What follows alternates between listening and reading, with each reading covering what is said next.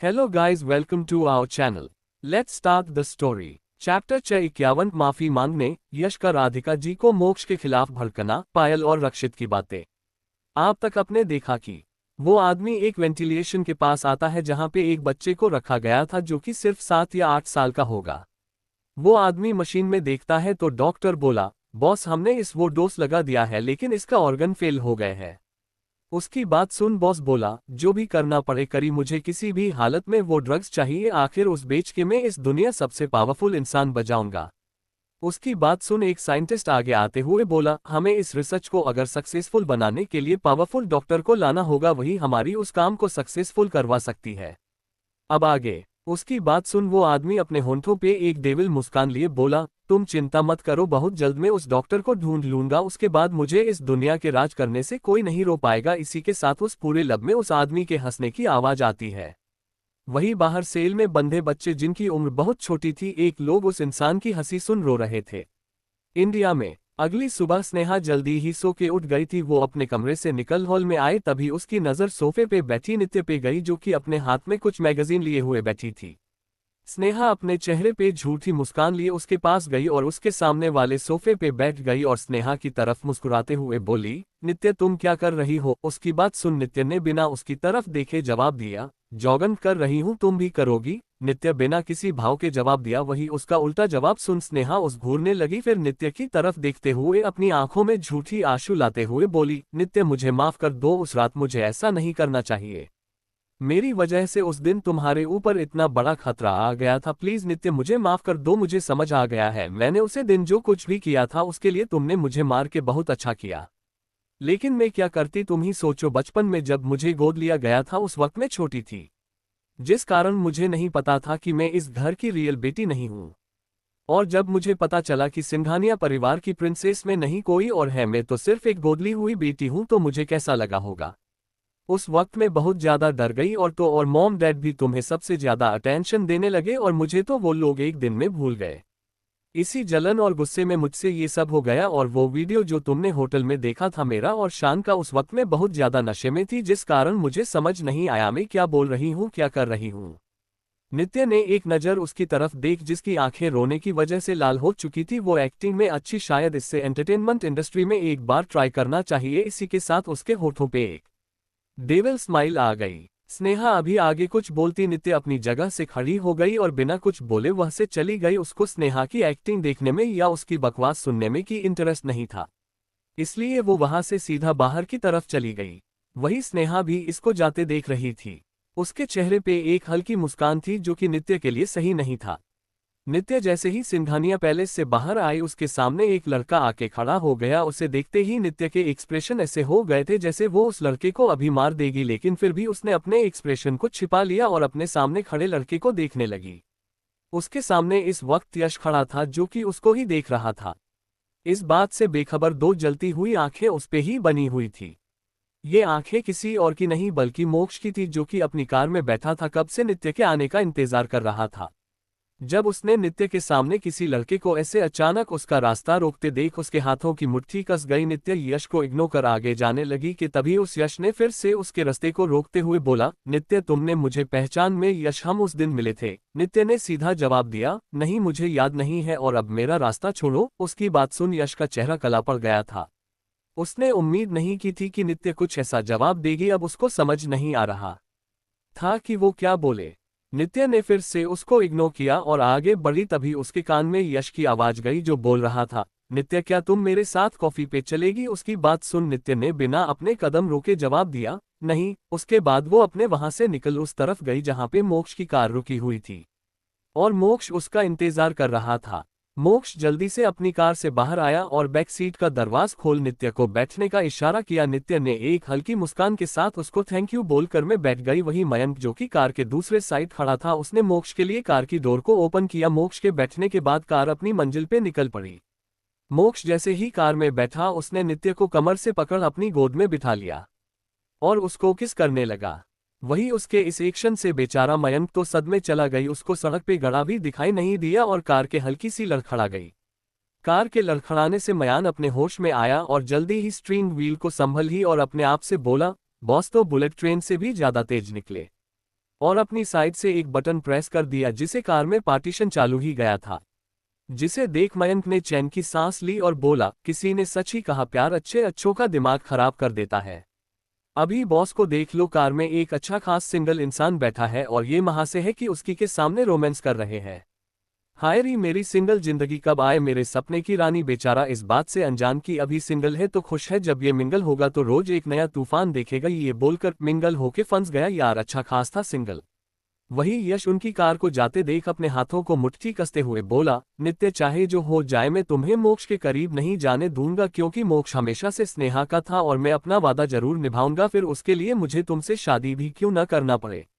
याद सोच तो ऐसे रहा जैसे उसका वादा पूरा हो ही जाएगा मोक्ष के रहते।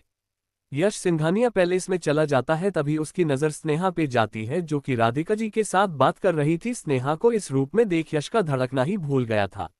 बचपन का प्यार थी स्नेहा उसका, जिसे वो आज तक अपने दिल से नहीं निकाल पाया था। लेकिन फिर जल्दी ही उससे नजर हटा। वो राधिका जी के पास आके उनके पैर को छू लेता है और बोला, आंटी आप कैसी है। उसकी बात सुन राधिका जी बोली, बेटा मैं तो एकदम ठीक हूँ। तभी यश अपने चेहरे ले परेशान के भाव लिए बोला, आंटी मुझे नित्य ने बताया था कि दादाजी और दादी माँ का एक्सीडेंट हो गया था। आई एम सॉरी, मैं कल सुबह सुबह मुंबई से बाहर चला गया था, इसलिए मैं कल नहीं आ पाया था। वैसे आंटी अंकल और रक्षित ब्रा किधर है। यश की बातें और सवाल सुन रद्दी जी बोली, बेटा वो लोग हॉस्पिटल गए हुए हैं अपने दादाजी और दादी माँ से मिलने के लिए। ठीक है आंटी, वैसे आंटी नित्य कहाँ है, दिखाई नहीं दे रही है।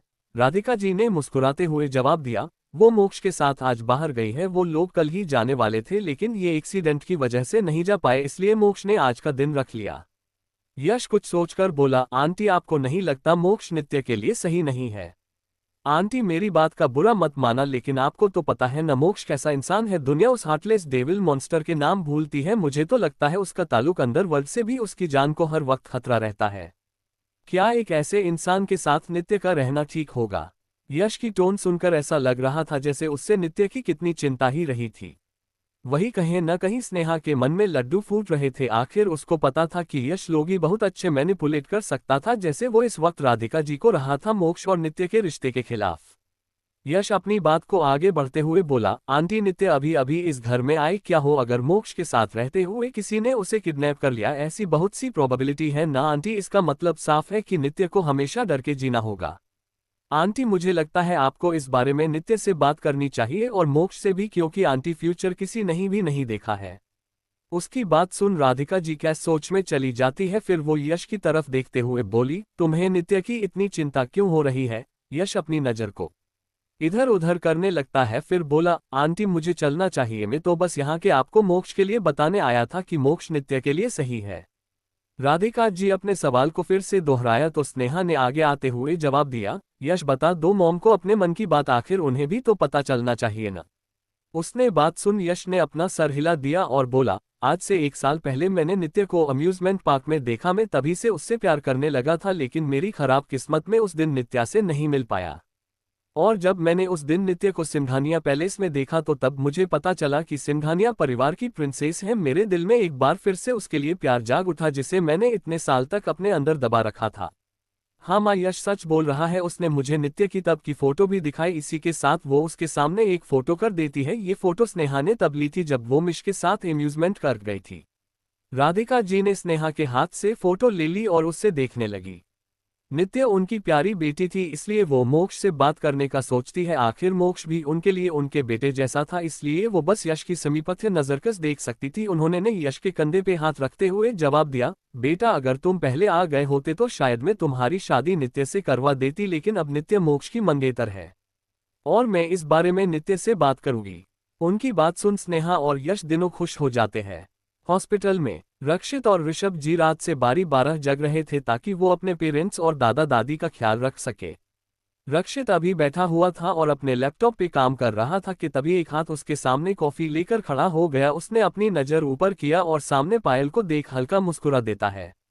पता नहीं क्यों, लेकिन पायल को देखते ही उसको अपनी सारी टेंशन खत्म होती हुई से महसूस हुआ। उसने उसके हाथ से कॉफी ले ली और उसको अपने पास बैठने का इशारा किया था। पायल के भाई का वार्ड और दादी माँ का वार्ड एक दूसरे के बगल में था। पायल रक्षित की तरफ देखते हुए बोली, अब कैसी है आपकी दादी माँ और दादाजी? उसके सवाल का जवाब देते हुए रक्षित बोला, पहले से बेहतर है। कल जब मैंने उनकी कंडीशन देखा तो मेरे काजोल मुंह को आ गया था। मुझे डर था कि अगर उन्हें कुछ ही गया तो मैं क्या करूंगा, मैं कैसे अपनी माँ को संभालूंगा। जब डॉक्टर बोले दादाजी की सर्जरी डॉक्टरनी के अलावा कोई नहीं कर सकता तो मैं और घबरा गया था, क्योंकि डॉक्टरनी कल तक मैंने भी नहीं देखा था, लेकिन कल मुझे पता चला मेरी बहन ही डॉक्टरनी है। उसकी बात सुन पायल मुस्कुरा दी और बोली, कोई बात नहीं, ऐसा होता। तभी रक्षित ने उसको एक सवाल किया, अच्छा ये बात कि नित्य जो कि इतनी फेमस डॉक्टर है, उसने अपनी रियल आइडेंटिटी सबसे छुपाती क्यों है? उसका सवाल सुन पायल बोली, अगर आप सक्सेस की सीढ़ी पे चढ़ते हो और उसी सीढ़ी पे आपको कोई ऐसा मिले जो आपके सक्सेस का गलत फायदा उठाने की कोशिश करे तो आप क्या करोगे? डॉक्टर नी सिर्फ एक डॉक्टर ही नहीं बल्कि दुनिया की सबसे बड़ी साइंटिस्ट में से एक है, जिन्हें कुछ लोग अपने फायदे के लिए ढूंढ रहे हैं। उसकी बात सुन रक्षित है हो गया, अगर उसकी बहन इतनी स्मार्ट है हो वो ये छोटा सा एंट्रेंस एग्जाम क्यों दे रही है? क्या उसको कॉलेज लाइफ एंजॉय करनी होगी? वो दोनों अभी बात कर ही रहे थे कि तभी एक नज़र आते हुए बोली, मैडम आपके भाई आपको बुला रहे हैं। उसकी बात पायल अपना सर हाँ में हिला देती है और फिर रक्षित को तरफ देखते हुए बोली, बाय बाद में बात करते हैं। उसके जाते ही रक्षित एकटक उस वार्ड की तरफ देखता जिसमें अभी पायल गई थी। कुछ मिनट तक देखने के बाद वो फिर से लाने काम में लग जाता है, हालांकि कि अब उसका मन काम से ज्यादा पायल के बारे में सोच रहा था। इसलिए वो अपना लैपटॉप बंद कर अपने सर बेंच से टिका कर आंखें बंद कर लेता है, लेकिन फिर अगले ही पल खोल लेता है क्योंकि उसको पायल का चेहरा मजार आने लगा था। चैप्टर 52 मोक्ष नित्य की नोक झोंक, यश की कुटाई, मोक्ष का पागलपन या जुनून नित्य के लिए। अब आगे। इधर कार में नित्य अभी भी मोक्ष की गोद में बैठी हुई थी, उसको घूर रही थी, उसकी सांसें तेज चल रही थी।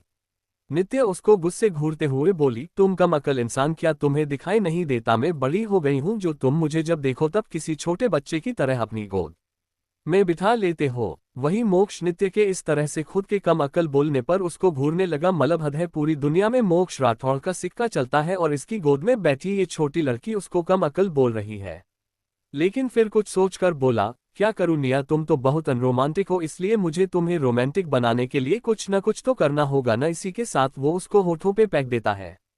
वही नित्य एक बार फिर से उसको घूरने लगती है। चाहे जो भी हो, इस वक्त मोक्ष को वो बहुत ज्यादा क्यूट लग रही। इसी के साथ उसके चेहरे पे हल्की मुस्कान आ जाती है जो कि एक दमना के बराबर था। थोड़े ही टाइम में उनकी कार एक खाली जमीन पे रुकी। नित्य और मोक्ष कार से बाहर आए, उन्हीं के कार के पीछे दो और कार रुकी। उसमें से राज और वीर बाहर आए। वीर के हाथ पे में एक कुछ डॉक्यूमेंट थे।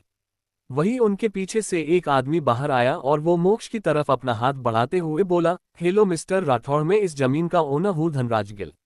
मोक्ष ने उसकी तरफ नहीं देखना ही अपना हाथ आगे किया। ये देख धनराज ने अपना हाथ पीछे ले लिए। तभी उसकी नजर नित्य पे गई, जिसे देख वो ग्रीट करने गया, लेकिन वो अभी उसको कुछ बोलता उससे पहले ही नित्य उस आदमी को इग्नोर करते हुए उस जमीन पे चली गई। उसने जमीन पे नजर घूमते हुए वीर से सवाल से पूछा, वीर क्या तुमने इस प्रॉपर्टी के बारे में इन्वेस्टिगेशन किया है? क्या ये प्रॉपर्टी के सभी पेपर्स जो कि मिस्टर गिल ने हमें दिया है वो सही है? उसकी बात सुन वीर बोला, बॉस आपके कहने के मुताबिक मैंने इस जमीन के ऊपर जांच की है। ये धनराज आप लोगों को धोखा देना चाहता है। इसने पहले से इस जमीन को बेच रखा है। यही नहीं, उसने जिसे भी ये जमीन बेचा है उसमें लगभग 5 लोग हैं, वो सभी अलग अलग लोग हैं।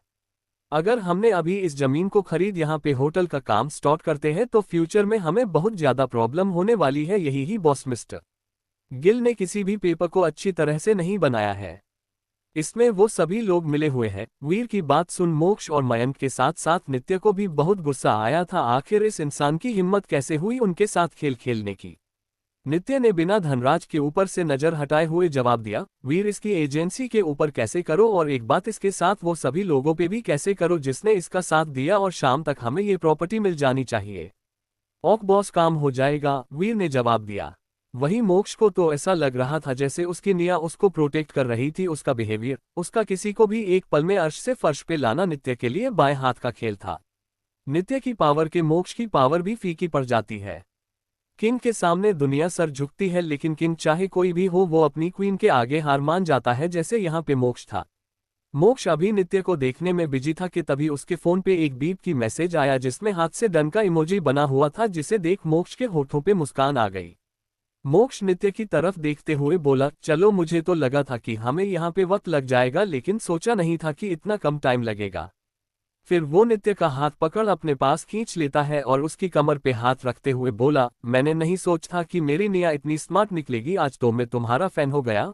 वही बेचारा वीर अपना मुंह खोले बस मोक्ष और नित्य को देख रहा था और खुद से राज वाला डायलॉग बोला, अरे ये बॉस इस इंसान को मार क्यों नहीं रही, इसकी जिम्मा कैसे हुई बॉस को छूने की। इसी के साथ वो जल्दी से आगे जाता है और नित्य को मोक्ष से अलग कर अपने पीछे कर लेता है और बोला, बॉस आप चित मत करो, मेरे होते हुए कोई आपको छू नहीं सकता है। फिर वो मोक्ष को घूरते हुए बोला, मिस्टर राठौड़ आप मेरी बॉस के साथ ऐसा बिहेव नहीं कर सकते हैं, वो अभी छोटी है और आप उनसे बहुत बड़े हैं। इसलिए मेरी बॉस से दूर रहिए वरना मैं आप पे बहुत सारे कैसे कर दूंगा। आपको शायद लत नहीं है, मैं इंडिया के बेस्ट लॉयर में से एक हूं, मैंने आज तक जितने भी केस लड़े कभी नहीं हारा हूं, इसलिए मेरी बॉस से दूर रहिए। इसके साथ वो नित्य की तरफ देखते हुए बोला, चलिए बॉस मैं आपको घर छोड़ देता हूं, आपका इस इंसान के साथ जाना ठीक नहीं है। वही वीर के इस तरह से नित्य को खींचना जहां मोक्ष को गुस्सा दिला गया तो वही मयंक को हैरान कर गया। किसने सोचा था कि ये 5 फुट का आदमी 6 फुट के शेर के मुंह में हाथ डाल उसके दंत गिने वाला था। दूसरी तरफ यश जब अपने घर आया तो उसकी हालत बहुत ज्यादा खराब थी, उसके चेहरे पे चोट के निशान था, वो चलते वक्त लड़खड़ा रहा, उसकी बॉडी उसका साथ छोड़ रही थी। जैसे ही वो में गेट से अंदर आया वो गिर पड़ा, उसके कपड़े फटे हुए थे। वही गार्ड जन किसी भिखारी जैसे इंसान को अंदर आते देखते हैं तो उसके पास जाते हुए बोले, ए भिखारी तू यहाँ क्या कर रहा है, चल उठ यहाँ से। उसकी बात सुन यश ने घूरते हुए उस गार्ड को देख और अपने दांत पिसते हुए बोला, हाउ डरे यू, तुम्हारी हिम्मत कैसे हुई मुझे भिखारी कहने की। उसके बाद वो कुछ समय पहले की सोच में चल जाता है जब वो नित्य के घर से बाहर निकलकर स्नेहा को अपना प्लान समझा रहा था। फ्लैशबैक, स्नेहा तुम चीन मत करो, मैं तुम्हें मोक्ष को पाने में पूरी मदद करूंगा। उसके बाद वो उसके बाय बोल वहां से निकल जाता है। वो आपकी गाड़ी में बैठा ड्राइव कर रहा था कि तभी उसने म्यूजिक प्लेयर इन कर दिया। तभी म्यूजिक प्लेयर से एक गाने की आवाज आए, मुकाबला सॉन्ग प्ले होने लगा था कि अचानक इन ब्लैक वन ने उसको ओवरटेक किया और फिर वन को यश के गाड़ी के सामने झड़ा कर दिया, जिसे देख यश ने एक झटके में ब्रेक मार देता है और अपनी कार से बाहर निकल गुस्से से बोला, तुम्हारी हिम्मत कैसे हुई ये काम करने की। तभी वो गुंडे बिना कुछ बोले एक बोरी को यश के सिर के ऊपर रख उसको पकड़ लेते हैं और इसी के साथ वह पे किसके चिल्लाने की आवाज गूंज उठी तो किसी मरने की आवाज आ रही थी। यश चिल्लाते हुए बोला, ये क्या कर रहे हो तुम, कौन हो तुम लोग मुझे मार क्यों रहे हो। लेकिन वो आदमी कुछ नहीं बोलते हैं, आज उसको बिना शॉप और शैम्पू के धो रहे थे। लगभग आधे घंटे बाद वो लोग यश से दूर हुए और उसको वार्निंग देते हुए बोले, अगली बार से किसी की गर्लफ्रेंड वाइफ या फिर फ्यासे के ऊपर नजर डाली तो तुम्हारी हालत इससे भी बुरा होगा। वही यश अपनी गाड़ी से टिक के बैठ गया और लंबी लंबी सांस लेने लगा था। उसको अभी भी समझ नहीं आ रहा था कि आखिर उसके साथ हुआ तो हुआ क्या। यश अभी सदमे में था ही को तभी उसको गाड़ियों का हॉर्न सुनाई दिया, जिससे वो जल्दी ही अपने होश में आया और इधर उधर देखने लगा और फिर अपनी कार में अपने दर्द को सहते हुए बैठ गया कि अचानक ही रास्ते में उसकी कार भी पंचर हो गई। अब वो वहां से अपने घर तक पैदल रास्ता तय करने लगा। फ्लैशबैक एंड वही अब उसकी नज़र एक बार फिर से अपने सामने गार्ड्स पे गई जो उसे ही देख रहे थे। उनकी आंखों में मजाक के भाव थे कि तभी इतना शोरगुल की आवाज सुन यश की मॉम गेट से बाहर आई तो उन्होंने देखा कि गार्ड्स किसी भिखारी से बहस कर रहे थे। वो जल्दी से उस तरफ गई, उन्होंने ने एक नज़र सामने खड़े इंसान को देखा और फिर अपने गार्ड्स से बोली, अरे कामचोरों, अगर ये भिखारी यहाँ से नहीं जा रहा तो उसको धक्के मार के बाहर निकाली, तुम्हारे सामने तो ये किसी हवा की तरह है। वो अभी बोल ही थी कि यश जिसे लगा था उसकी माँ उसको पहचान लेगी। वो बोला, मॉम ये आप कैसी बात कर रही है, आप अपने बेटे के साथ ऐसा कैसे कर सकती है। उसकी आवाज़ सुन यश की मॉम ने हैरानी से बोली, बेटा ये तुम हो। फिर परेशान होते हुए उसको सहारा दिया और अपने हस्बैंड को आवाज देते हुए बोली, ए जी अरे कहाँ मर गए, देखो हमारे बेटे के साथ क्या हो गया है। वही अपनी पत्नी की आवाज सुन यश के पापा भी बाहर आए और बिन उनकी तरफ देखे बोले, ऐसे कौन सा पहाड़ टूट पड़ा कि जो तुम मुझे मारन पे तुल गई हो। ये देखो यश को, क्या आप जल्दी से आके मेरी मदद करो न। उनकी बात सुन अब यश के पापा की नज़र उनकी तरफ गई। जब उन्होंने अपने बेटे को इस हालत में देखा तो वो जल्दी से उसके पास जाले उसको दूसरे कंधे से सहारा देने लगे। वो उसको इसी तरफ सहारा देते हुए अंदर लेकर गए और यश को संभल कर सोफे बैठा दिया। ये अभी भी दर्द से कराह रहा था। वहीं उसकी माँ उसके बगल में बैठ एक सर्वेंट से फर्स्ट एड बांस मंगवा उसको दावा लगने लगी। तभी उसके डैड ने उस सवाल किया, तुम्हारी ऐसी हालत किसने की, मुझे बातों में उस इंसान को भी छोड़ूंगा। उसकी बात सुन यश बोला, डैड मुझे नहीं पता, मैं तो घर आ रहा, अचानक ही एक कार ने मेरी कार को ओवरटेक कर लिए और उसमें कुछ लोगों बाहर निकलकर मेरी ऐसी हालत कर दिया। उसकी बात सुन उसके डैड ने उसको कंज्यूरिंग नजरों से देखते हुए बोले, इसका मतलब है तुम अपना कार ड्राइव कर रहे और किसी ने तुम्हें बिना किसी वजह के ढोल की तरह बजा दिया क्यों है। यश ने उनकी बात सुन अपना सर हाँ में हिला। जहां उस वक्त पूरा परिवार ये सोच रहा था कि यश के साथ ऐसा कौन कर सकता, तो वही उनसे कहीं दूर अपनी कार में बैठा मोक्ष उसकी पीते हुए वीडियो देख रहा था। आखिर उसने सुबह उसकी निया का रास्ता जो रोक था। उसके होठों पे डेविल स्माइल थी और चेहरे पे यश की हालत को देख सुकून उसने फिर से किसी को का किया और बोला, आज का काम तुम्हें बहुत अच्छा किया। अब जब भी तुम्हें गुस्सा या फ्रस्ट्रेशन हो उससे उस लड़के पे उतरना। एक बात याद रखना, उसको तुम्हें तभी मरना है जब वो सिंघानिया पैलेस से अपने घर जाए, ताकि अगली बार वो सिंघानिया पैलेस जाने से डरे, उसके मन में डर बिठा दो। उसकी बात सुन दूसरी तरफ से वो आदमी मुस्कुराते हुए बोला, काम हो जाएगा बॉस। उसके बाद वो कुछ काम की बात करते हैं। थोड़े टाइम बाद जब मोक्ष की कार एक रेस्टोरेंट के बाहर रुकी, उसने अपना सर घुमा के देखा तो नित्य उसके कंधे पे सो रही थी। वही उसके हाथ नित्य के सर पे उसके बाल को सहला रहे थे, जिसे देख उसने मयंक को ऑर्डर दिया और बोला, कार को मेरे विला लेकर चलो। मयंक ने रियर व्यू मिरर से एक नज़र मोक्ष को देखा जो कि प्यार से नित्य को देख रहा था। उसकी आंखों में नित्य के लिए बेपनाह प्यार और जुनून था। उसने भी सुबह यश को नित्य का रास्ता रोके हुए देखा था। अरबी बाद जो कार का टेम्पररी गिरा उससे उसकी सांसें हल्क में आ चुकी थी। उसके बॉस लेडी बॉस को लेकर किस हद तक पागल है ये उसे पता था। बॉस जहां लेडी बॉस के सामने एक भीगी बिल्ली बनते हैं, वही माफिया ने उनका क्रूर से क्रूर रूप देखा था। अपनी सोच में गुम ड्राइविंग कर रहा मयंक अपने होश में अपने फोन के रिंगटोन से आया। उसने अपने फोन पे फ्लैश हो रहे नाम को देख और कॉल पिक किए। दूसरी तरफ वाले इंसान की बात सुन उसने रहते की सांस ली और फिर मोक्ष की तरफ देखते हुए बोला, बॉस उन दोनों लड़कों का पता चल गया है। उसकी बात सुन मोक्ष जो अब तक उस नित्य को प्यार से देख रहा, उसके चेहरा पे एक अलग ही जुनून आने लगा। उसने अपने कंधे पे रखे नित्य के चेहरे को देखते हुए बहुत ही जुनून के साथ अपने मन में बोला, तुम्हें देखने का, तुम्हें छूने है, सिर्फ मेरा है। तुम सिर्फ मेरा प्यार नहीं, मेरा पागल हो, मेरा जुनून हो। वक्त के साथ प्यार कम हो सकता है लेकिन जुनून और पागलपन नहीं। और उन लोगों ने तो तुम्हें गंदी निगाहों से देखा है, उनका तो मैं वो हाल करूंगा कि इस जन्म में चाहे मर जाए लेकिन अगले जन्म में बाप का वो लोग तो मर्द भी बनने से डरेंगे। इस वक्त उनकी आंखों में जुनून था और चेहरे पे डरावन भाव थे। वो एक साइको से कम नहीं लग रहा था जिसे सिर्फ नित्य ने अलावा किसी से फर्क नहीं पड़ता था। मोक्ष ने मयंक की तरफ बिना देखे बोला, उन्हें जल्द से जल्द बेसमेंट में शिफ्ट करो, एक बात। और उसके बाद वो मयंक को कुछ इंस्ट्रक्शन देने लगा जिसे सुन आज मयंक को भी मोक्ष से डर लगने लगा था। उसके माथे पे पसीने की बूंदें झलक रही थी। उसने अपने आप ने ही कहा, बॉस इतने करेल कैसे हो सकते हैं। चैप्टर 53 नित्य ने लूटी मोक्ष की इज्जत, प्रिया और वीर की पहली मुलाकात। अब आगे थोड़े ही टाइम में उनकी कार एक विला के सामने रुक। आज पहली बार था जब नित्य इतने टाइम तक और इतनी बेखफरी से सो रही थी। उसको अपने आसपास का कोई खबर नहीं था। मोक्ष ने धीरे से नित्य को अपनी बाहों में उठा लेकर से बाहर आता है। इस वक्त उसके नित्य के लिए बहुत प्यार और सॉफ्टनेस था। मोक्ष नित्य को अपनी बाहों में लिए अंदर की तरफ जाने लगा। विला के दोनों साइड हरा भरा गर्दन था, बीच में दो बच्चे की मूर्ति थी जिनकी पीठ पे पंख लगे थे, हाथ में पोट लेकर खड़े थे और उस पोट से अपनी नीचे फाउंटेन में गिर रहा था। वो नजर बहुत सुंदर था। ये विला पूरा व्हाइट इटालियन मार्बल से बना हुआ था। वो जगह किसी स्वर्ग से कम नहीं था। मोक्ष जब विला के अंदर एंटर किया तो सभी सर्वेंट्स की नज़र मोक्ष की बाहों में नित्य को देख हैरान थे। ये पहली बार था जब मोक्ष इस विला में अपने साथ किसी लड़की को लेकर आया था। उसने आज तक यहाँ पे अपने परिवार को भी आने नहीं दिया था। अभी सब लोग हैरानी से उन दोनों को ही देख रहे थे कि तभी मोक्ष ने अपनी कोल्ड आवाज में लेकिन धीरे से बोला, लगता है तुम लोगों को सैलरी बिना रीजन के मिलती है, क्यों है ना। उसको बात सुन सभी सर्वेंट अपने अपने काम में लग जाते हैं।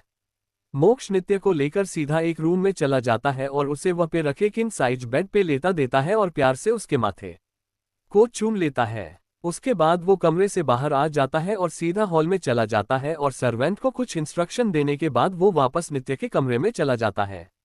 जब वो कमरे में इंटर करता है तो उसकी नज़र नित्य पे रुक सी जाती है। इस वक्त व्हाइट कंबल से ढकी हुई नित्य किसी स्लीपिंग ब्यूटी की तरह देख रही थी। मोक्ष धीमे कदमों से चलते हुए उसके पास जाता है और उसको एक तक देखने लगता है। फिर कुछ सोचकर वो नित्य के बगल में लेट जाता है और उसका एक हाथ पकड़ उसके साथ खेलने लगता है। फिर उसको अपनी कलार पे रख देता है।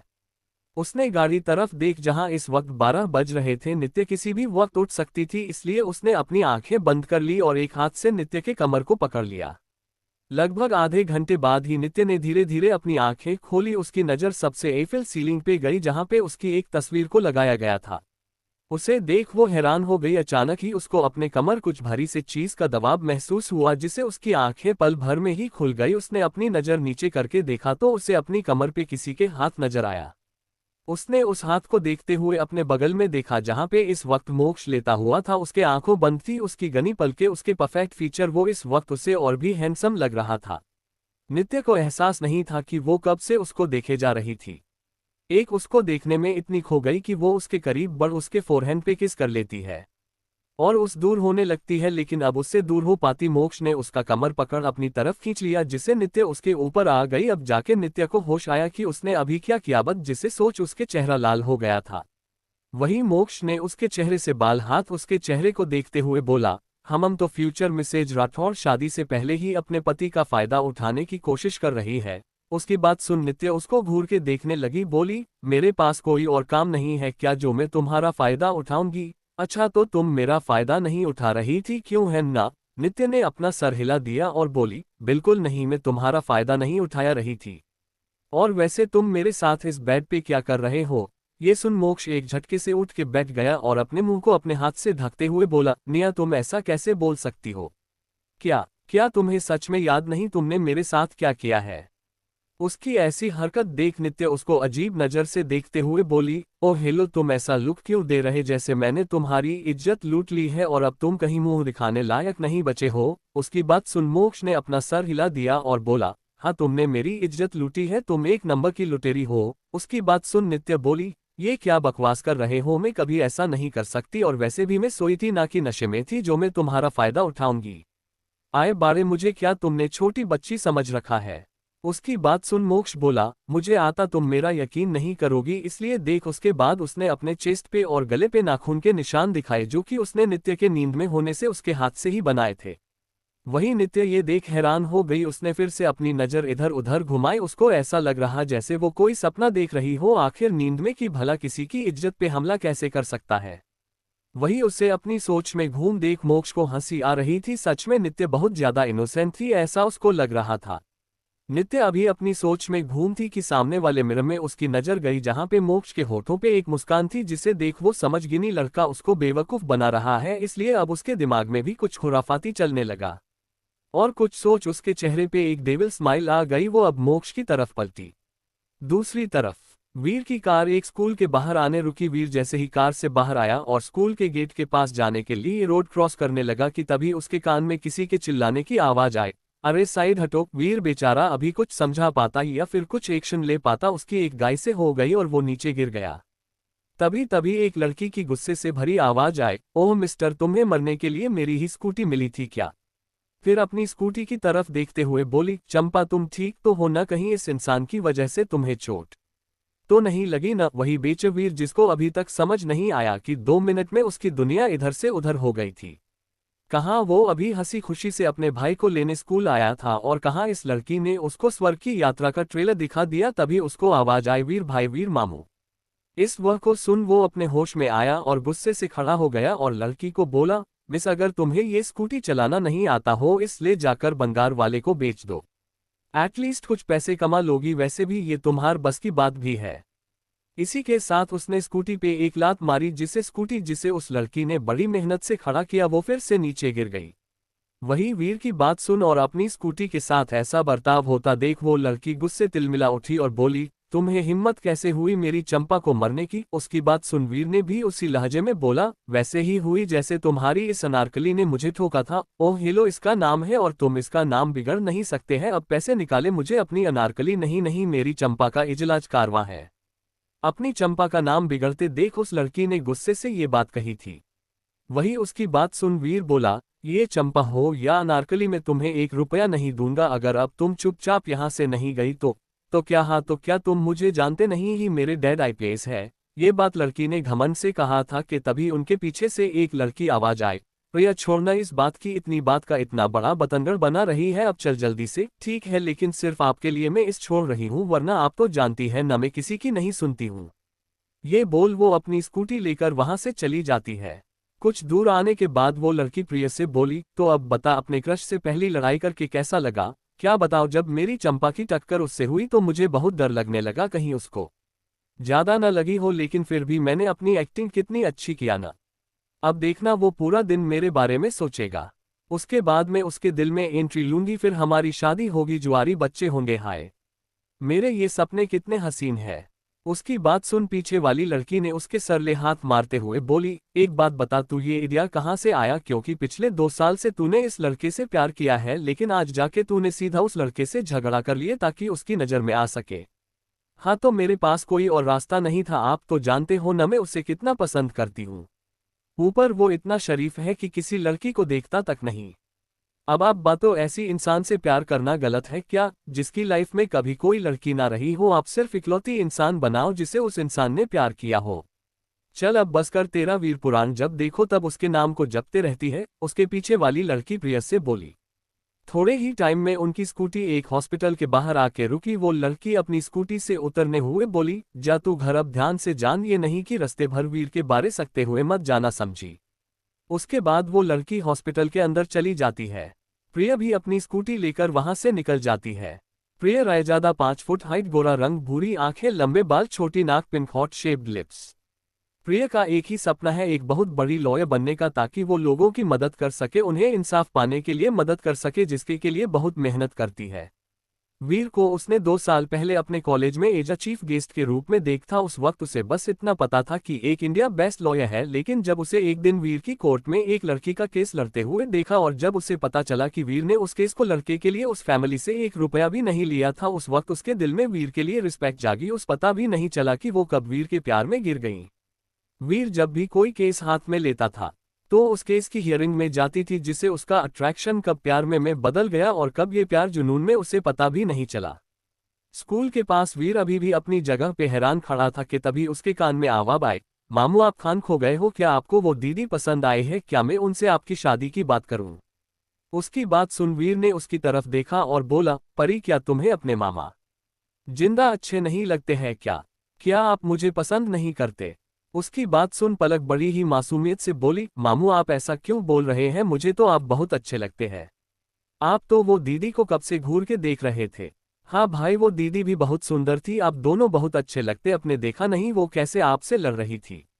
मैंने टीवी में देखा था, जब एक लड़का और एक लड़की ऐसी लड़ते हैं तो फ्यूचर में उनकी शादी हो जाती है। वंश की बात में एक्साइटमेंट साग झलक रही थी। वही उसकी बात सुन वीर पूरी तरह स्पीचलेस हो चुका। उसने वंश की तरफ देखते हुए बोला, छोटे शैतान, तुम्हें नहीं लगता तुम कुछ ज्यादा ही मूवी देखते हो? आज से तुम्हें 1 महीने तक मूवी नहीं देखने को नहीं मिलेगी। उसके बाद वो पलक और अंश और वंश को लेकर कार में बैठ जाता है और वह से निकल जाता है। कार में वीर अंश वंश से उनके स्कूल का पहले दिन के बारे में पूछता है। राज ने आज ही वंश और अंश का एडमिशन इस स्कूल करवाया था और उन्होंने पलक से भी अंश और वंश को मिलवाया था।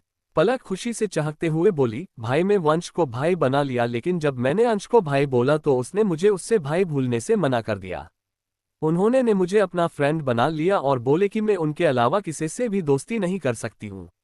ओह अच्छा, उसको बात वीर ने रिएक्शन दिया, लेकिन उसका दिमाग तो बस प्रिय के ऊपर था।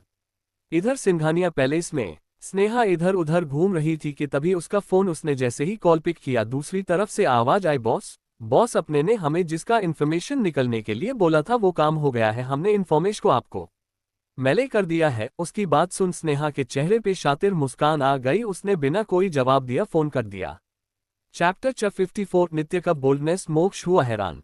अब आगे उसने अपना ईमेल खोल नित्य के बारे में इंफॉर्मेशन पढ़ने लगी, लेकिन उसमें सिर्फ उसकी बेसिक इन्फॉर्मेशन थी, जिसे देख स्नेहा को गुस्सा आने लगा, क्योंकि उस इन्फॉर्मेशन में नित्य के मेडिकल फील्ड से जुड़ने वाले की भी तरह की कोई इन्फॉर्मेशन नहीं थी। उसने अपना फोन निकल उस इंसान को कॉल किया जिसने उसे नित्य की इन्फॉर्मेशन दी थी। स्नेहा सामने वाले इंसान पे गुस्से करते हुए बोली, व्हाट द हेल, 2 दिन से तुम इसकी इन्फॉर्मेशन निकल रहे हो न, और अब तक तुमने मुझे बस उसकी बेसिक इन्फॉर्मेशन दी है। मुझे जल्द से जल्द उसकी पूरी इन्फॉर्मेशन चाहिए, समझे तुम? उसकी बात दिन दूसरी तरफ से आवाज आई जो बोल रहा था, बॉस हमने रात दिन एक कर दी इस लड़की इन्फॉर्मेशन निकलने के लिए, लेकिन हमारे हाथ इसके अलावा कुछ नहीं लगा। बॉस उस लड़की की इन्फॉर्मेशन को बहुत ही अच्छे तरीके से हाइड किया है, हमारे आदमी उसके बारे में कोई और जानकारी नहीं निकल पा रहे हैं। उसकी बात सुन स्नेहा कुछ सोचने लगी, फिर उस आदमी को ऑर्डर देते हुए बोली, चाहे जो हो मुझे उसकी पूरी इन्फॉर्मेशन चाहिए, फिर उसके लिए तुम्हें कुछ भी क्यों न करना पड़े। मुझे उसके बारे हर एक इन्फॉर्मेशन चाहिए, उसकी ताकत के साथ साथ उसकी कमजोरी का भी पता लगाओ। ओ बॉस वी विल ट्राई, मुझे ट्राई नहीं रिजल्ट चाहिए, गॉट इट, स्नेहा ने जवाब दिया और इसी के साथ फोन कर दिया। दूसरी तरफ नित्य हाथ में फ्लावर वास लिए मोक्ष के पीछे भाग रही थी। वही मोक्ष हाथ में एक कुशन लिए सोफे के आगे पीछे भागते हुए बोल रहा था, नेहा देखो मैंने आज तक किसी को सॉरी नहीं बोला, प्लीज न सॉरी। अब अच्छे बच्चों की तरफ ये बस नीचे रख दो प्लीज। देखो मेरा सर फुट जाएगा तो तुम्हें सोच, तुम्हें रोज घर कौन लेने आएगा, कौन तुम्हें घुमाने ले जाएगा, कौन तुम्हें रोज किस करना सिखाएगा। उसकी बात सुन नित्य के अंदर और प्रबल इच्छा ने जन्म ले लिया उसका सर फोड़ने की। वो अपने हाथ में वाश लिए उसकी तरफ इशारा करते हुए बोली, तुम एक नंबर बेशर्म इंसान, आज मैं तुम्हारा सर फोड़ के रहूंगी। रही बात मुझे लेने कौन आएगा, तो मेरे खुद भी कार ड्राइव कर सकती हूँ, और रही घूमने वाली बात तो उसका मैं देख लूंगी। फिलहाल मुझे तुम्हारे इस ठरकी दिमाग को चेक करने दो कि इसमें भरा क्या है। वो अभी बोल ही रही थी, अचानक ही मोक्ष ने हाथ में पकड़े कुशन के साथ साथ सोफे पे पड़े कुशन को भी नित्य ऊपर फेंक देता है। नित्य इस कुशन के हमले के लिए तैयार नहीं थी, जिस कारण वो 2 कदम पीछे चली जाती है और लड़खड़ा के बेड पे गिर जाती है। वही उसको इस तरह गिरती देख मोक्ष भी जल्दी से उसके ऊपर आ जाता है और उसकी आंखों में देखते हुए बोला, जान बस एक माफ कर दो ना प्लीज। उसकी बात सुन नित्य ने अपना चेहरा घुमा लिया। वो उससे गुस्सा नहीं थी, लेकिन उसको उसे इस तरह परेशान करने में मजा आ रहा था। वो कुछ समय पीछे चली गई जब उसे मोक्ष के नाटक के बारे में पता चला था। कुछ देर पहले नित्य का चेहरे आईने की तरफ था जब उसने देखा कि मोक्ष उसके पीछे मुस्कुरा रहा था, कर उसे ही देख रहा था, जिससे वो समझ गई कि वो उसके साथ मजाक कर रहा था। अब नित्य कहाँ चुप रहने वाली थी। वो अपने चेहरे पे एक डेविल स्माइल लिए पीछे मुड़ी। वही उसको मुड़ता देख मोक्ष ने अपनी मुस्कान छुपा ली और फिर से उदास होने का नाटक करते हुए बोला, मैंने तो बस तुम्हें किस किया था, तो तुमने उसके बदले मेरी इज्जत ही लूट ली। उसकी बात सुन नित्य ने अपनी आंखों को रोल किया और बोली, ठीक है मैंने तुम्हारी इज्जत लूटी है। उसको बात सुन मोक्ष ने अपना सर हिला दिया। वो अभी आगे कुछ बोलता उससे पहले ही उसके कान में गई जो बोल रही थी, तो मैं तुम्हारी इज्जत एक बार और लूटूंगी का। क्या बोला तुमने? मोक्ष ने हैरानी के साथ बोला। उसका रिएक्शन देख नित्य मुस्कुराए, लेकिन फिर भी अपनी मुस्कान को अपने चेहरे पे नहीं आने देती और बोरियत से आंखें घूमते हुए बोलो, देखो अभी तुमने ही कहा ने मैंने तुम्हारी इज्जत लूटी है। अब जब मैंने तुम्हारी इज्जत लूट ली तो मुझे तुम्हें जिम्मेदारी लेनी चाहिए ना, इसलिए मैं तुम्हारी जिम्मेदारी लूंगी। लेकिन अब जो कि मुझे याद नहीं, इसलिए मैं एक बार फिर से तुम्हारी इज्जत लूटूंगी, जिसके बारे में मुझे पता होगा। तो चलो जल्दी से अपनी शर्त उतारो। उसकी बात सुन आज जिंदगी में पहली बार मोक्ष के कान और उसकी नाक भी हल्की हल्की लाल हो रही थी। वो शर्मा रहा था। वो हकलाते हुए बोला, तुमने जो किया वो नींद में किया था, इसलिए अब हमें इस बात को जाने देना चाहिए। ये बोल वो बेड से उठने लगा तो नित्य ने उसके कॉलर को खींचते हुए अपने चेहरे के करीब करते हुए बोली, अरे ऐसे कैसे? अब मैंने तुम्हारी इज्जत लूटी है तो मुझे उसके बारे जाने का पूरा हक है। अब तुम चुपचाप अपनी शर्ट उतार रहे या मैं इसी के साथ। उसने दोनों हाथ से शर्ट के कॉलर साइड पे पकड़ कस दी, जिसे देख मोक्ष की आंखें हैरानी से बाहर आ गई। वो समझ गया उसकी निया क्या करने वाली है। अब तो मोक्ष को ऐसा लग रहा जैसे उसका खेल उस पे ही भारी पड़ गया है। वो अभी सोच ही रहा कि तभी नित्य उसके कंधे पे बने नाखून के निशान को छुटे हुए बड़ी ही सेडिक्टिव तरीके से बोली, देखो तो मेरे नाखून के निशान तुम्हारे चेस्ट और कंधे पे कितने अच्छे दिख रहे हैं, क्यों न मैं इसे एक बार और बनाऊं। उसकी बात सुन अब मोक्ष के पसीने आने लगे थे। उसने कभी नहीं सोचा था कि नित्य इतनी बोल्ड होगी। तभी उसे नित्य की ग्राम सांस अपने कान पे महसूस हुआ। नित्य इसके कान के पास अपनी सांस को छोड़ते हुए बोली, क्या तुम तैयार हो एक बार से अपनी इज्जत लुटाने के लिए? ये बोल वो उसके गाल पे किस कर लेती है। वही बेचारे मोक्ष की बंद बज चुकी थी। नित्य उससे दूर हुई और उससे देखते हुए बोली, अरे तुम्हारे कान और नाक इतने क्यों हो रहे, क्या तुम शर्मा रहे हो? इसी के साथ नित्य उसके होठों के करीब जाने लगी, जिसे देख मोक्ष ने जल्दीबाजी में अपना हाथ अपने होठ पे लगा लिया और बोला, देखो जान, शादी से पहले ये सब गलत होता है। उसकी बात सुन नित्या भी उसी के अंदाज में बोली, अरे इसमें कौन सी बड़ी बात है, अभी तुम तो कब से इस बात को लेकर बैठे हो कि मैंने तुम्हारी इज्जत लूटी है। मैंने तुम्हारी इज्जत लूटी है। अब जब हमारे बीच सब कुछ हो गया तो अब शर्म कैसी मैं एक बार फिर से तुम्हारी इज्जत लूट लेती हूँ, क्योंकि उस वक्त मैंने नींद में ये सब किया, अब होशो आवाज में करूंगी। उसकी बात सुन मोक्ष अब चिढ़ते हुए बोला, बस करो निया, तुमने मेरी कोई इज्जत विज्जत नहीं लूटी है, मैं तो बस तुम्हारे साथ मजाक कर था और तुम। वो आगे कुछ बोलता उससे पहले ही उसके मुंह पे नित्य ने कुशन दे मारा, जिसे मोक्ष को समझ नहीं अभी हुआ तो हुआ क्या। उसके साथ उसने सामने की तरफ देख जहां पे नित्य बेड पे खड़ी हाथों में कुशन लिए उसकी तरफ फैला रही, और यही ही उनकी पकड़ा पकड़ी का खेल की शुरुआत हुई। मोक्ष अभी भी नित्य ऊपर था और उससे माफी मांग रहा था। नित्य ने उसकी तरफ देख उसने अपने मन में कहा, किसी ने सच ही आदमी अपनी पसंद की लड़की के सामने बिल्कुल दुनिया से अलग बिहेव करता है, पर क्या ये जो बिहेव कर रहा है ये सच्चा है या नहीं? नित्य की आंखों के अचानक एक चेहरा आया। उस आदमी का चेहरा पूरा खून से लटपट था। उसके आसपास बहुत सारे गुंडे घेरे खड़े थे। वहीं उनसे थोड़ी दूर पे खड़ी नित्य ये सब देख रही। उसने भले उस आदमी का चेहरा नहीं देखा था, लेकिन उसकी वो हेजल आंखें जो कि अपने सामने इतने सारे आदमियों को अपने सामने देख भी बिल्कुल नहीं डरी थी। तभी नित्य मोक्ष की आवाज से बाहर आई जो बोल था, नेहा तुम बार बार कहाँ खो जा रही हो, प्लीज ना माफ कर दो। वैसे भी देख बहुत टाइम हो गया, तुमने अपनी नींद के कारण कुछ खाया भी नहीं है। जाओ जल्दी से फ्रेश होकर आओ, हम पहले लंच करेंगे उसके बाद रोमांस, ठीक है? एक बार फिर से रोमांस नाम सु। नित्य ने उसके कंधे पे धक्का देते हुए बोली, अरे और थरकी इंसान, थरक करने की भी कोई लिमिट हो तो अब हटो मेरे ऊपर से, वार्न में तुम्हें धक्का दे दूंगी। उसकी बात सुन मोक्ष ने व्यंग किया, क्या मजाक कर रही, मेरा वजन तुमसे से बहुत ज्यादा है, तुम मेरे आगे एक छोटी बच्ची हो और तुम मुझसे धक्का दोगी? तुम मुझे 1 इंच भी हिला नहीं सकती। उसकी बात सुन नित्य ने अब कुछ जवाब नहीं दिया, बल्कि अपने दोनों हाथ को मोक्ष के कंधे पे रख और उसे एक बार में ही पुश किया, जिससे मोक्ष धर्राम की आवाज के साथ फर्श पे गिर गया। वो फिर से हैरानी हो गया, आखिर ये थी क्या, इसके पास इतनी ताकत आई कहां से, लगता है सासू मां से ऊंचे पड़ेगा। जहां इस वक्त मोक्ष और नित्य दुनिया से बेखबर एक दूसरे के साथ हंसी मजाक के कुछ पल जी रहे थे, तो वही दुनिया के एक कोन में एक अंधेरे कमरे में फिर से एक लड़की की आवाज गूंज रही थी। थोड़े ही बाद वह से वो आदमी बाहर आया और उसके पीछे लड़की डेड बॉडी भी। वो लड़का वहां से सीधा लैब में चल गया और वह किस साइंटिस्ट से पूछा, क्या रिजल्ट है, बहरा घंटा हो गया है। उसकी बात सुन डॉक्टर बोला, बॉस वो बच्चा मर गया, उसके ऊपर इस ड्रग्स का असर हुआ था, लेकिन वो सिर्फ आधे घंटे लिए था।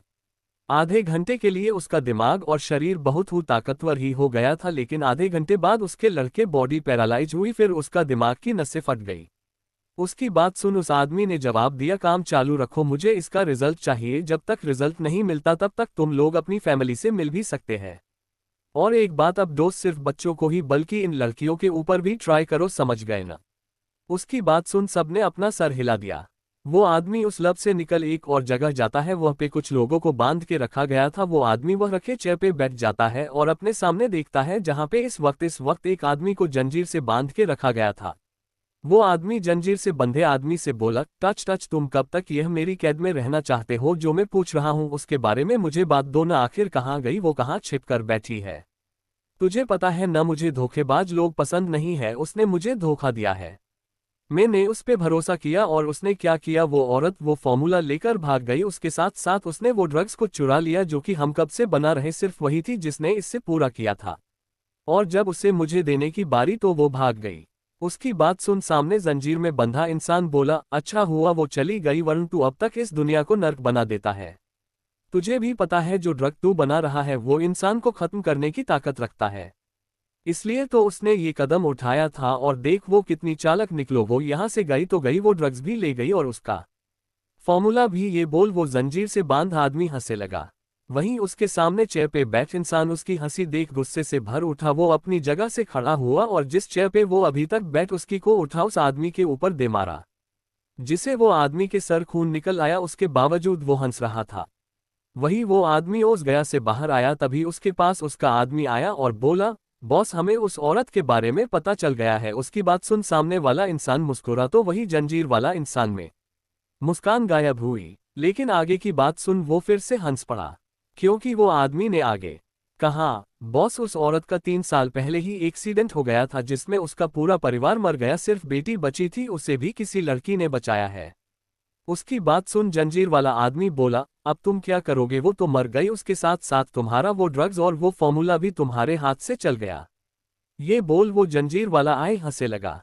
बॉस ने अपने आदमी लास्ट लाइन को दोहराया, लड़की ने बचाया है उस धोखेबाज औरत की बेटी को, इंटरेस्टिंग, वेरी इंटरेस्टिंग।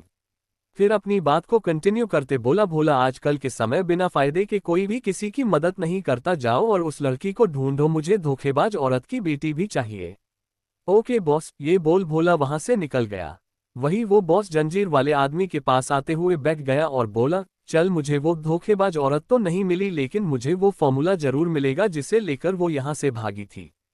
फिर वो अपने हाथ में चाकू की नोक देखते हुए बोला, तूने तो मुझे उस औरत की खबर दी नहीं, अब जब खबर मिली है तो बहुत ज्यादा नेगेटिव बातें बोल रहा है। एंड यू नो ना I hate negative thoughts so keep silence. इसी के साथ वो आदमी हाथ में पकड़ चाकू से जहीर वाले आदमी जबड़ा पकड़ उसको जुबान काट देता है और बोला, मैं तुम्हें तब तक नहीं मरूंगा जब तक मेरा काम पूरा नहीं हो जाता है। उसके बाद वो एक आदमी को बुला के उसे ऑर्डर देता है, जाओ और डॉक्टर को लेकर आओ जो इसका इलाज करे, मैं नहीं चाहता मेरा मकसद पूरा होने से पहले ये मरे। 155 मोक्ष की बातें, सिंघानिया परिवार की हैरानी, रक्षित का पायल से बात। आगे, आज नित्य और स्नेहा का एंट्रेंस एग्जाम का दिन था। नित्य और स्नेहा गेट के पास खड़े थे। राधिका जी हाथ में दही शक्कर लेते हुए दोनों खिला देती है और दोनों के माथे पे किस करते हुए बोली, ऑल द बेस्ट। उनकी बात सुन स्नेहा उनके गले लगते हुए बोली, थैंक्स मॉम। नित्य भी उनके दूसरी साइड से गले लगते हुए उन्हें थैंक्स बोलती है। उसके बाद वो लोग उन्हें बाहर तक छोड़ने आते हैं। वही स्नेहा ने नित्य की तरफ देखते हुए बोली, नित्या दी आज आप मेरे साथ चलो, वैसे भी रक्षित भाई हमें छोड़ने जाने वाले हैं। उसकी बात सुन नित्य ने एक नज़र उसकी तरफ देख फिर अपना सर नामे हिलाते हुए जवाब दी, मुझे मोक्ष लेने आ रहा इसलिए तुम जाओ। उसकी बात सुन स्नेहा जलन से भर उठी थी। उसने प्लान किया था कि वो कार में किसी न किसी तरह रक्षित के सामने नित्य से बात करके अपनी क्लोजनेस उससे बढ़ा लेगी, लेकिन यहां तो नित्य उसके साथ जाने से ही मना कर रही थी। तभी स्नेहा के दिमाग में कुछ आया और बोली, नित्य भाई तुम्हें इतने प्यार से छोड़ने जा रहे हैं और कल वो वापस अब्रॉड जा रहे, क्या तुम उनके साथ टाइम स्पेंड करना चाहिए? ये बोल वो नित्य के एक्सप्रेशन को देखने लगी, लेकिन नित्य ने उसकी बात पे कोई ध्यान नहीं दिया। तभी वह पे एक ब्लैक रोल रॉयल्स आके और ड्राइविंग सीट का दरवाजा खोल मोक्ष बाहर आया। मोक्ष ने आज ब्लैक शॉर्ट पहने हुआ था, उसके शर्ट का स्लीव उसकी कोहनी तक मुफा हुआ जिससे उसके गोरे हाथ और ऊपर बेहद अट्रैक्टिव वेन्स साफ दिख रहे थे। धूप में चमक हुआ उसका चेहरा। उसको देखते ही स्नेहा की दिल धड़कन बढ़ गई थी। वो उसके पास जाना चाहती थी, उसकी आंखों में बस मोक्ष को पाने की चाह थी। स्नेहा ने आज भी खुद को बहुत ही अच्छे से रेडी किया। उसके चेहरे पे मासूमियत थी जो कि मेकअप से बना था। उसकी आंखें अभी भी चलकी से भरी हुई थी। मोक्ष ने स्नेहा की तरफ देखने की भी जमात नहीं उठाई थी। उसको पता था कि स्नेहा उसको ही देख रही है। मोक्ष को हमेशा से ही स्नेहा पसंद नहीं थी। वो भले ही घर वालों के सामने अच्छी और इनोसेंट बनती थी, लेकिन मोक्ष ने उसकी हर एक जानकारी निकलवाई थी जिससे पता चला था कि स्नेहा के खाने के दंत कुछ और थे और दिखाने कुछ और। मोक्ष नित्य के सामने आया और उसके कंधे पे टांगे बैग को अपने हाथ में लेते हुए पीछे खड़ी राधिका जी और ऋषभ जी को ग्रीट करते हुए बोला, good morning uncle, good morning aunty. वो दोनों भी उसको खुशी से ग्रीट करते हैं। मोक्ष को देखते ही राधिका जी को यश को कल की बात याद आ गई। उन्होंने मोक्ष की तरफ देखते हुए बोली, बेटा मुझे तुमसे कुछ बात करनी, क्या तुम मेरे साथ अकेले में चल सकते हो? उसकी बात सुन मोक्ष बोल, ठीक है आप कुछ देर वेट कीजिए मैं आता हूँ। उसके बाद वो नित्य की तरफ देखते हुए बोला, निया खड़े खड़े तुम्हारे पैर दुखने लगा होगा, चलो पहले कार में बैठ जाओ। नित्य स्पीचलेस हो गई, क्या उसको वो इतनी कमजोर लगती है? फिर उसने अपना सर झटक दिया। वो इस इंसान से जीत नहीं सकती, ये बात उसको पता चल चुकी, इसलिए उसने उसकी बात पे अपना सर हाँ में हिला दिया। मोक्ष नित्य का हाथ पकड़ उसको कार के पास लाया और ड्राइविंग सीट का डोर ओपन कर दिया। नित्य ने उसको देखते हुए हल्की मुस्कान के साथ थैंक यू बोली। मोक्ष उसके पास झुके बोला, इट्स माय प्लेजर। उसके बाद उसने डोर को बंद किया और राधिका जी के पास आया। राधिका जी मोक्ष का हाथ पकड़ थोड़ी दूर पे आ गई। उसके पीछे पीछे रक्षित और ऋषभ जी भी आ गए। वही उन लोग को जाते देख स्नेहा के होठों तिरछे मुड़ गए थे, जैसे उसे पता हो को वो लोग क्या बात करने वाले हैं। राधिका जी मोक्ष की तरफ देखते हुए अपने चेहरे पे थोड़ी परेशानी लिए खड़ी थी, जो कि मोक्ष साफ देख सकता था। तभी उसने ऋषभ जी को कहते हुए, सुन बेटा, राधिका को तुम्हें और नित्य के रिश्ते के लिए परेशानी हो रही है। उसकी बात मोक्ष ने कंफ्यूज होते हुए पूछा, आपके के कहना का मतलब क्या हुआ अंकल, आप मुझे क्लियर बताए। उसकी बात राधिका जी बोली, बेटा तुम्हारे ऊपर हमेशा खतरा बना रहता है, इसलिए मैं आपके कहने का मतलब समझ गया हूँ। आंटी आप क्या कहना चाहती है? ये बात सच है कि मेरे ऊपर हमेशा खतरा रहता, लेकिन आप चिंता मत कीजिए, मेरी वजह से निया को कभी कुछ नहीं होगा। निया आज आपके परिवार में आई है, लेकिन मैं उसे पिछले 3 साल से ढूंढ रहा था। आप ही सोचिए, मैं जिसे 3 साल में नहीं ढूंढ सका था, वो लड़की आज अचानक से मेरी मंगेतर बनकर मेरे पास आई है। उसकी बात सब लोग हैरान थे। रक्षित हैरान होते हुए बोला, तुम्हारे कहने का मतलब क्या है? उसके सवाल को सुन मोक्ष, वही जो आप सोच रहे, अगर नित्य इस घर में नहीं आती तो भी मैं कभी भी स्नेहा से शादी तो दूर की बात है, मैं उसको अपनी फियांसे भी नहीं बनता, फिर चाहे उसके लिए मुझे सिंघानिया परिवार से दुश्मनी भी मोल क्यों नहीं लेनी पड़ती। मैंने हमेशा से अपनी जिंदगी में सिर्फ एक लड़की से प्यार किए है, वो लड़की भी सिर्फ निया है। उसकी बातें सुन सभी घर वाले हैरान थे। किसी ने नहीं सोचा था कि मोक्ष ने इतनी प्लानिंग बना रखी थी। उन्हें मोक्ष में आंखों में वो नरमी नजर नहीं आ रही थी जो उन्होंने नित्य के लिए दिल ली थी। इस वक्त उसकी आंखें में नित्य के प्यार, जुनून और सनक सब दिखाई से रहा था। मोक्ष अपनी बात को कंटिन्यू करते हुए बोला, मैं आप लोग से वफा करता हूं कि मैं नित्य को कभी कुछ नहीं होने दूंगा, बल्कि उसके लिए मैं खुद एक ढल की तरह उसके साथ खड़ा रहूंगा। वही रक्षित अब अंदर से खुश था नित्य के लिए। आखिर उसकी बहन को इतना प्यार करने वाला इंसान जो मिला था वही खुश तो राधिका जी और ऋषभ जी थे, लेकिन उनके मन में अब एक डर था। वो डर उन्हें यश के लिए लग रहा था। जब मोक्ष को पता चलेगा कि यश नित्य को पसंद करता है तो क्या होगा। वो लोग उस बात से अनजान थे कि यश के सिर्फ नित्य का रास्ता रोकने के लिए अभी तक उसको टॉर्चर कर रहा है। जब उसे ये पता चलेगा कि यश के दिमाग में क्या, तो पता नहीं वो यश के साथ क्या ही करेगा। इधर मोक्ष बोला, अब मुझे चलना चाहिए। आई होप कि अब आप लोगों मेरी और निया के रिश्ते से कोई परेशानी नहीं है, और अगर है भी तो मैं उसका कुछ नहीं कर सकता हूँ, क्योंकि मैं निया से ना हूँ दूर जाऊंगा और उसे खुद से दूर जाने दूंगा। और अगर कोई हमारे बीच आएगा उसका क्या हाल होगा इसका अंदाजा वो इंसान नहीं लगा सकता है।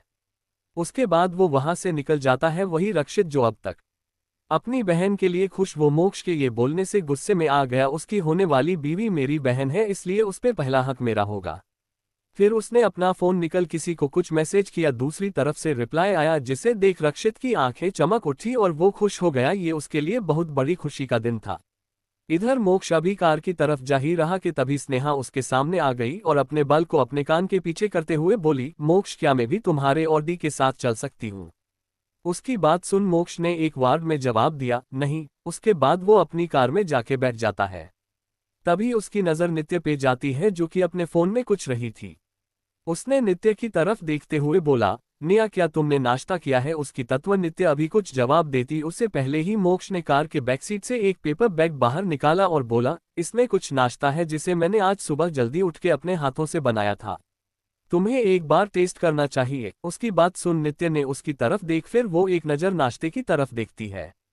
उसे मोक्ष का अफेक्शन और उसके एफर्ट साफ दिखाई दे रहा था, जिसे उसके दिल में एक अलग खुशी हो रही थी। नित्य जिसका पेट भर हुआ था, उसने मोक्ष दिए हुए नाश्ते के पेपर को खोल के उसमें से एक टिफिन बॉक्स निकल उसे खोल के देखी तो उसमें रोस्ट सैंडविच था। जिस देख वो मुस्कुराए और चुपचाप सैंडविच खाने ही वाली की थी उसकी नज़र मोक्ष पे। उसने उस सैंडविच को हाफ में तोड़कर मोक्ष के मुंह की तरफ बढ़ा दी। वहीं मोक्ष ने जब उसके हाथ में सैंडविच का हाफ पीस देख तो उसके नज़र नित्य पे चली गई। उसने उसके हाथ से है सैंडविच का बाइट लिए कार को स्टार्ट कर वहां से निकल गया। उसके जाती कार को देख स्नेहा को बहुत गुस्सा आ रहा था कि तभी उसके सामने भी कार आके रुकी। उसने जैसे ही डोर को ओपन किया, इसके सामने आशीष का चेहरा आ गया। उसने उसकी तरफ देखते हुए प्यार से बोली, भाई मुझे ये रक्षित ब्रा छोड़ने जाने वाले थे न। उसकी बात सुन आशीष बोला, हाँ वो आ रहा थे लेकिन उन्हें ऑफिस जाना पड़ा, वह कुछ काम पड़ गया इसलिए वो वहां चले गए। उसकी बात सुन स्नेहा को बहुत तेज गुस्सा आया था। वो आज ये सच कर बैठी, या तो वो नित्य को मोक्ष के खौफ कर देगी या फिर रक्षित को जो कि उसके सपोर्ट करते थे, इसलिए उसे उन लोगों को उससे दूर रखना था। लेकिन आज वो काम नहीं हो पाया, इसलिए स्नेहा गुस्से में थी और वो कार का बैक सीट खोल उसमें बैठ गई। वही आशीष उसको देख तिरछा मुस्कुरा दिया और कार को स्टार कर सेंटर की तरफ चल दिया। इधर रक्षित हॉस्पिटल आया था अपने दादा और दादी से मिलने के लिए। तभी उसकी नज़र पायल पे चली गई, जिसे देख उसके दिल में खुशी हुई और वो उसके पास चला गया। पायल अपने भाई को व्हीलचेयर पे बैठा के उससे कुछ बात कर रही थी। तभी उसका भी बोला, दी आज तो आपका एंट्रेंस एग्जाम है ना। उसके सवाल को सुन पायल ने अपना सर हिला दिया। तभी उसका भाई बोला, तो आप एग्जाम देने क्यों नहीं जा रहे हो। उसकी बात सुन पायल बोली, छोटे अगर मैं चली जाएंगी तो तुम्हारे साथ यहाँ वो एक कौन रहेगा, इसलिए मैं नेक्स्ट ईयर से फिर से एपीजे पढ़ाई कंटिन्यू करूंगी। वैसे भी मेरे लिए तुमसे ज्यादा जरूरी कुछ नहीं है। उस बात उसका भाई मायूस हो गया और बोला, दी सॉरी मेरी वजह से आपकी पढ़ाई छूट रही, मैं आपकी कोई मदद नहीं कर पा रहा। उसकी बात सुन पायल उसके सर पे हल्के से चपत मारते हुए बोली, तुम ये कैसी बातें कर रहे हो। मॉम डैड के बाद एक तुम्हें मेरे हो। अगर तुम्हारे लिए मुझे अपनी पढ़ाई तो जय, अगर कुछ भू कुर्बान होना पड़े तो मैं पीछे थोड़ी रहूंगी। उसका बार उसका भाई मुंह बनाते हुए बोला, दीदी आप स्टार प्लस कम देखा करो, पता नहीं कौन से सीरियल का डायलॉग मार रही हो। वैसे नित्य दी कब आने वाली है। आज एग्जाम के बाद वो आएगी। अच्छा ठीक, हज तक फिर आप मुझे जल्दी से रीड कर दो, मुझे उनसे मिलना है। उसकी बात सुन पायल अपनी आंखों को छोटा करते हुए बोली, तुम छोटे बदमाश।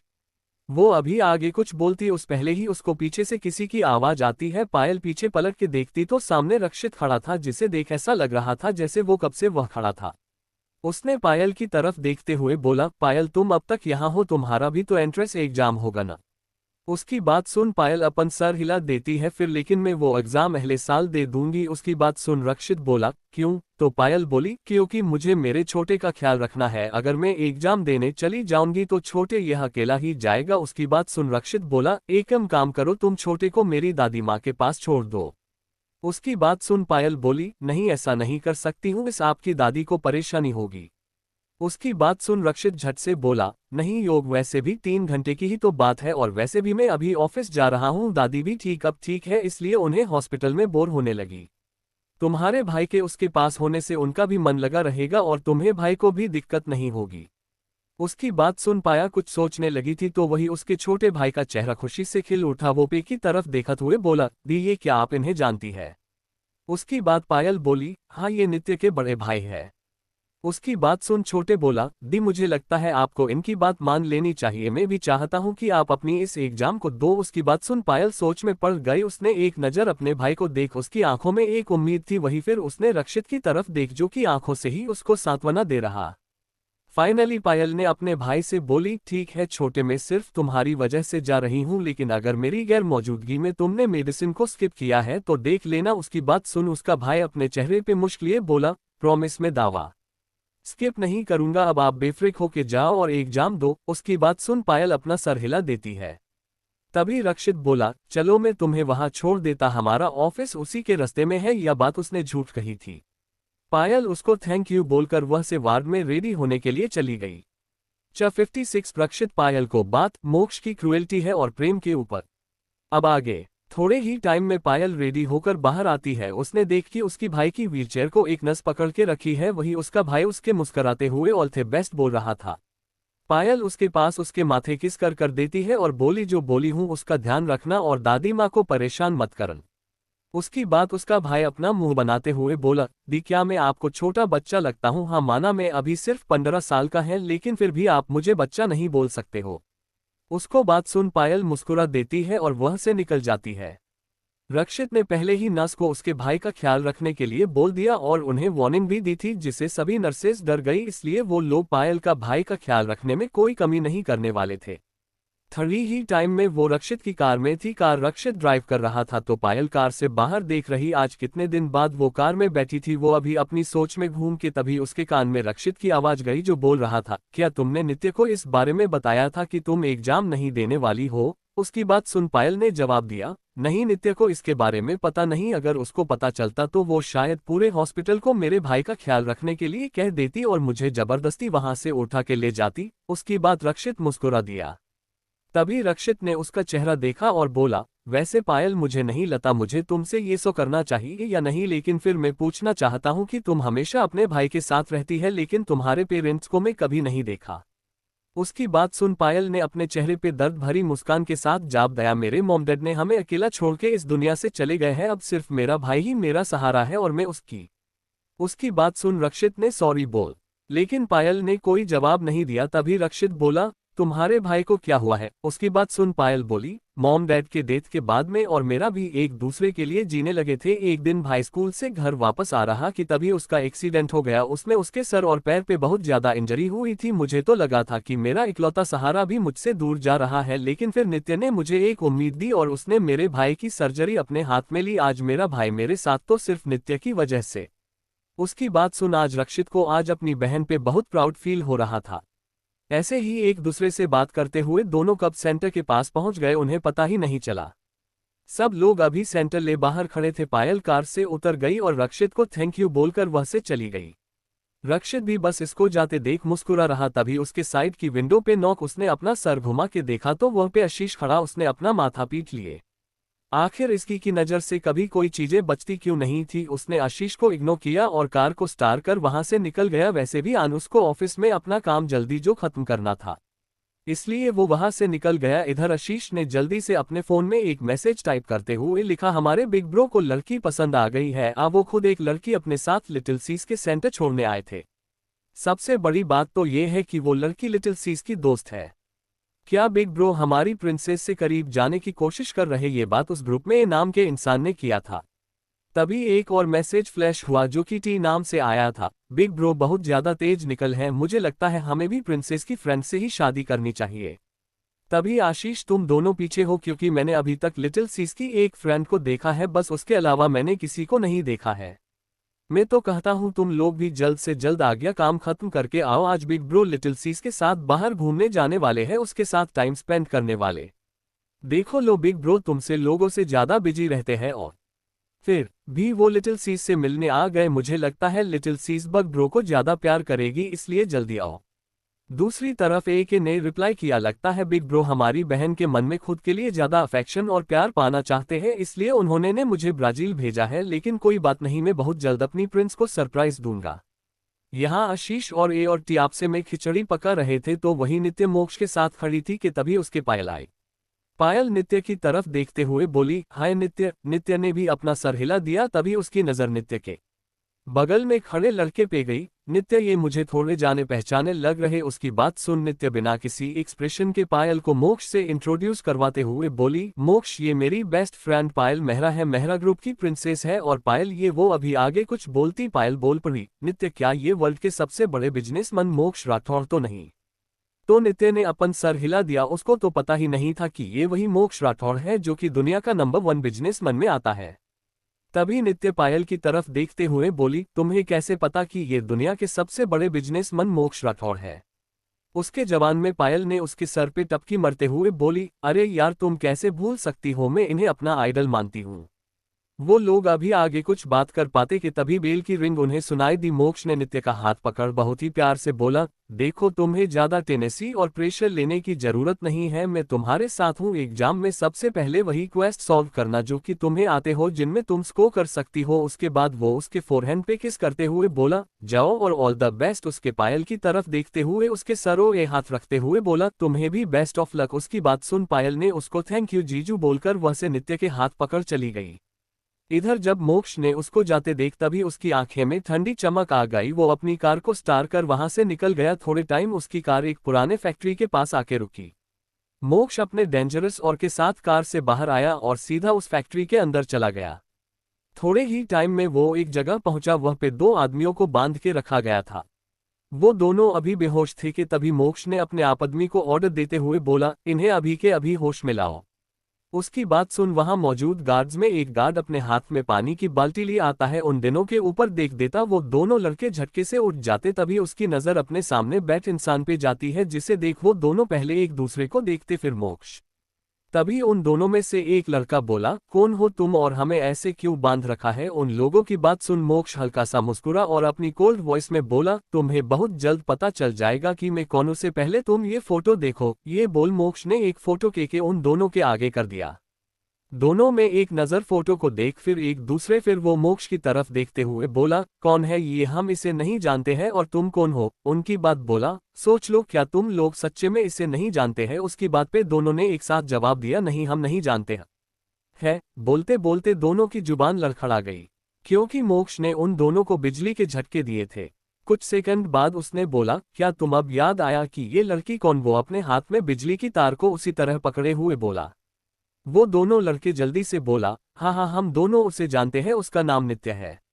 उसने अभी बोलना खत्म किया ही था कि तभी मोक्ष ने अपने हाथ में बगल वाले टेबल से, जहां पे इस वक्त बहुत सारे टूल्स रखे थे, वह से एक चाकू उठा उस लड़के जुबान काट देता है, जिससे पूरे फैक्टर उसके चिल्लाने की आवाज आने लगी।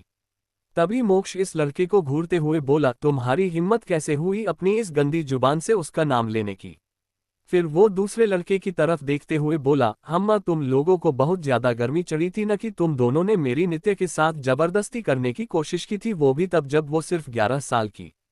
उसकी बात सुन अब दोनों को डर लगने लगा था। ये दोनों प्रेम और जय थे, जिन्हें कल ही मयंक ने ये पे शिफ्ट किया था। उसको बात सुन जय डरते हुए बोला, तुम कौन हक और तुम्हें इसके बारे में कैसे पता चला? उसकी बात सुन मोक्ष ने अपने चेहरे पे एक डेविल स्माइल के साथ बोला, क्योंकि वो मेरी है तो उसकी लाइफ से जुड़ हर छोटी बड़ी बात मुझे पता होनी चाहिए। उसके बाद उसने उस लड़के की तरफ देखते हुए बोला, तो अब बाती तुम्हें तुम्हारी इस गुस्ताखी सजा क्या देनी चाहिए? फिर उसने अपने गार्ड्स के तरफ देखते हुए बोला, मैंने जिन्हें बुलाया था क्या वो लोग आए हैं? जी बॉस, एक गार्ड्स आगे आते हुए जवाब दिया। ठीक, ले जाओ इन्हें, एक बात याद रहे मुझे ये दोनों जिंदा चाहिए। ये बोल मोक्ष वहां से जाने लगा। वही उसकी बात सुन जय और प्रेम की रोहें डर से भर उठी। जय को समझ आ गया था कि आज ये आदमी उन्हें छोड़ने वाला नहीं है। इसलिए उसमें अपनी जान बचाने के जय जल्दी से डर कर बोला, हमने वो सब अपने मन से किया नहीं किया था, हम उसके लिए पैसे मिले थे। उसकी बात सुन मोक्ष, जिसके कदम अभी आगे बढ़ रहे वो रुक गए। उसने पलटा कर उन लोगों की तरफ देखा, फिर बिना किसी एक्सप्रेशन के बोला, तुम्हारे कहने का मतलब क्या है? उसकी बात सुन जय बोला, उस साल एच लोगों का 10th चल रहा था। हम लोगों को एक बुरी आदत लग गई थी जिस कारण हम हमेशा रेड लाइट एरिया जाते थे। हम उस एरिया गए थे, तभी हमें वह एक औरत मिली, हम उसे नहीं जानते थे, उसने अपने चेहरे घूंघट से छुपा रखा था। उसने हमें नित्य की फोटो दी और कुछ पैसे भी दिए जो कि पूरे 1 करोड़ थे। उसने हमसे कहा था कि हम नित्य के साथ जबरदस्ती करनी है, उसके बाद उसको इस गली में लाकर छोड़ देना है। इसके बदले वो हमें पुलिस केस से भी बचा लेंगे और हम इंडिया से बाहर भेज देंगे। लेकिन हम लोगों ने उस लड़की के साथ कुछ नहीं किया क्योंकि उसी वक्त उसका भाई वह गया था, उसने हमें बहुत मारा, यही नहीं हमें पुलिस के हवाले भी कर दिया था।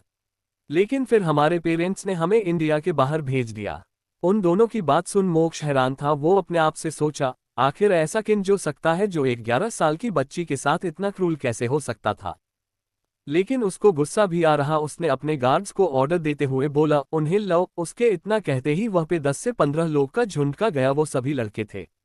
तभी गार्ड्स बोले, तुम्हें जो कहा गया वो करो, लेकिन एक बात वो रखना, इन दोनों में से किसी को कुछ नहीं होना चाहिए। इसके बाद वो गार्ड्स भी वहां से निकल।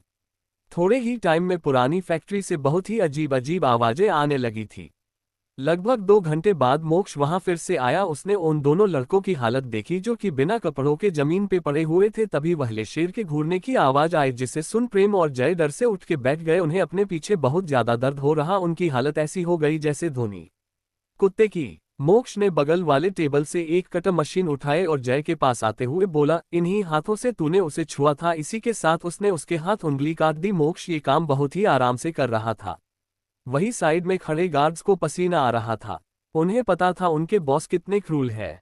मोक्ष जब उसके हाथों की उंगली को कटा तो उसने आवाज दिया, जैकी रॉकी। उसके इतना बोलते ही 2 टाइगर उसके सामने आ किसी आज्ञाकारी बच्चों की तरह खड़े हो गए। मोक्ष उन्हें उंगली तरफ इशारा करते हुए बोला, लो आज मैंने तुम दोनों के लिए बहुत बड़ा डिनर का प्रोग्राम किया है, इसलिए बिना लड़ाई किए मैं जो दे रहा हूँ उसे खाओ।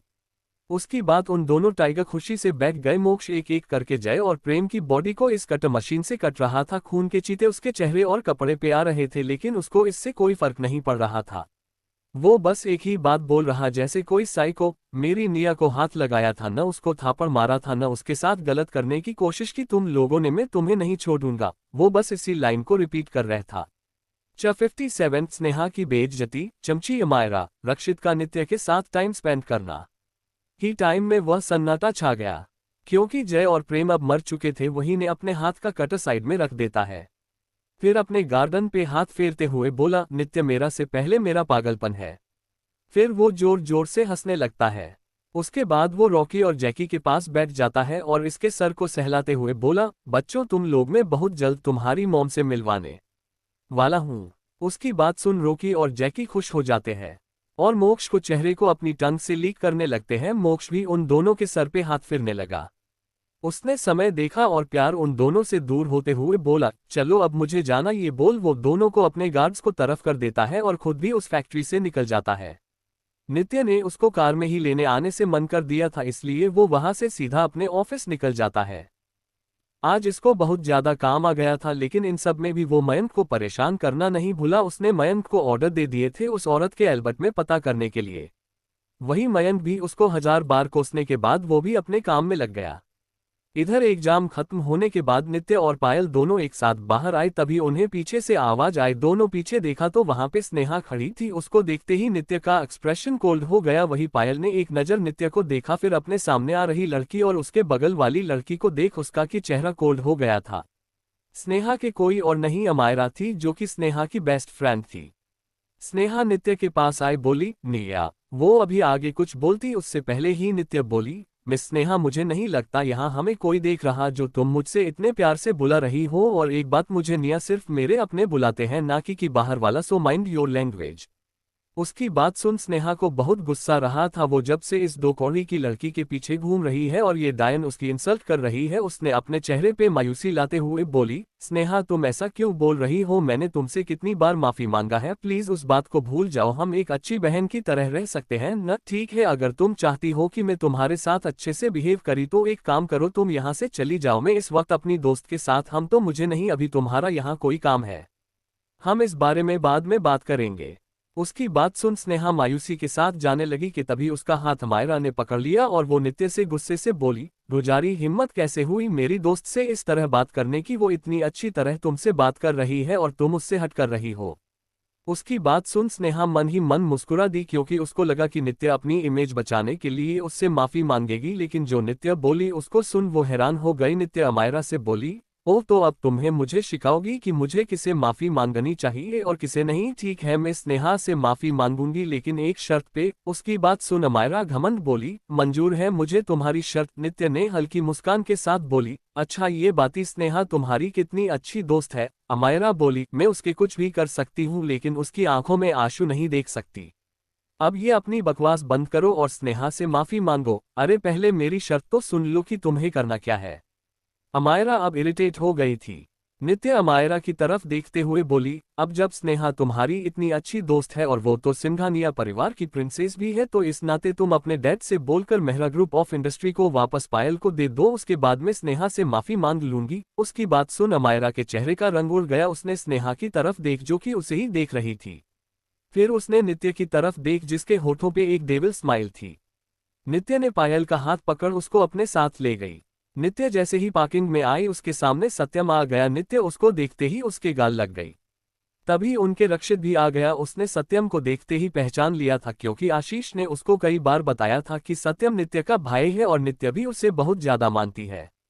इसलिए उसको देख रक्षित सीधा नित्य के बगल में खड़ा हो गया और नित्य से सत्यम की तरफ देखते हुए इस सवाल की किया कि ये कौन है? अपने भाई का को नाटक करता देख नित्य मुस्कुराते हुए बोली, भाई ये सत्यम भाई है बेदी परिवार से। फिर वो सत्यम की तरफ देखते हुए बोली, सत्यम भाई ये मेरे बड़े भाई है रक्षित है। उसकी बात सुन सत्यम हैरानी से उसकी तरफ देखने लगा और बोला, ये तुम्हारे बड़े भाई है? आखिर रक्षित सिंघानिया को कौन नहीं जानता था? तो वो कौन था जिससे मैं रेस्टोरेंट में मिला था? भाई वो मेरे भाई थे। तभी सत्यम बोला, नित्य मैं कभी भी तुमसे पूछा नहीं लेकिन आप पूछ रहा हूँ तुम्हारा परिवार कौन है? उसको बात सुन नित्य ने मुस्कुरा के जवाब दी, सिंघानिया परिवार मेरा परिवार है, लेकिन मैं नहीं चाहती कि आप इस बारे में बेदी परिवार में किसी को पता चले। तुम टेंशन मत लो, उन्हें कभी भी पता नहीं चलेगा तुम कौन हो और कौन से परिवार में हो, ये मेरा वादा है तुमसे।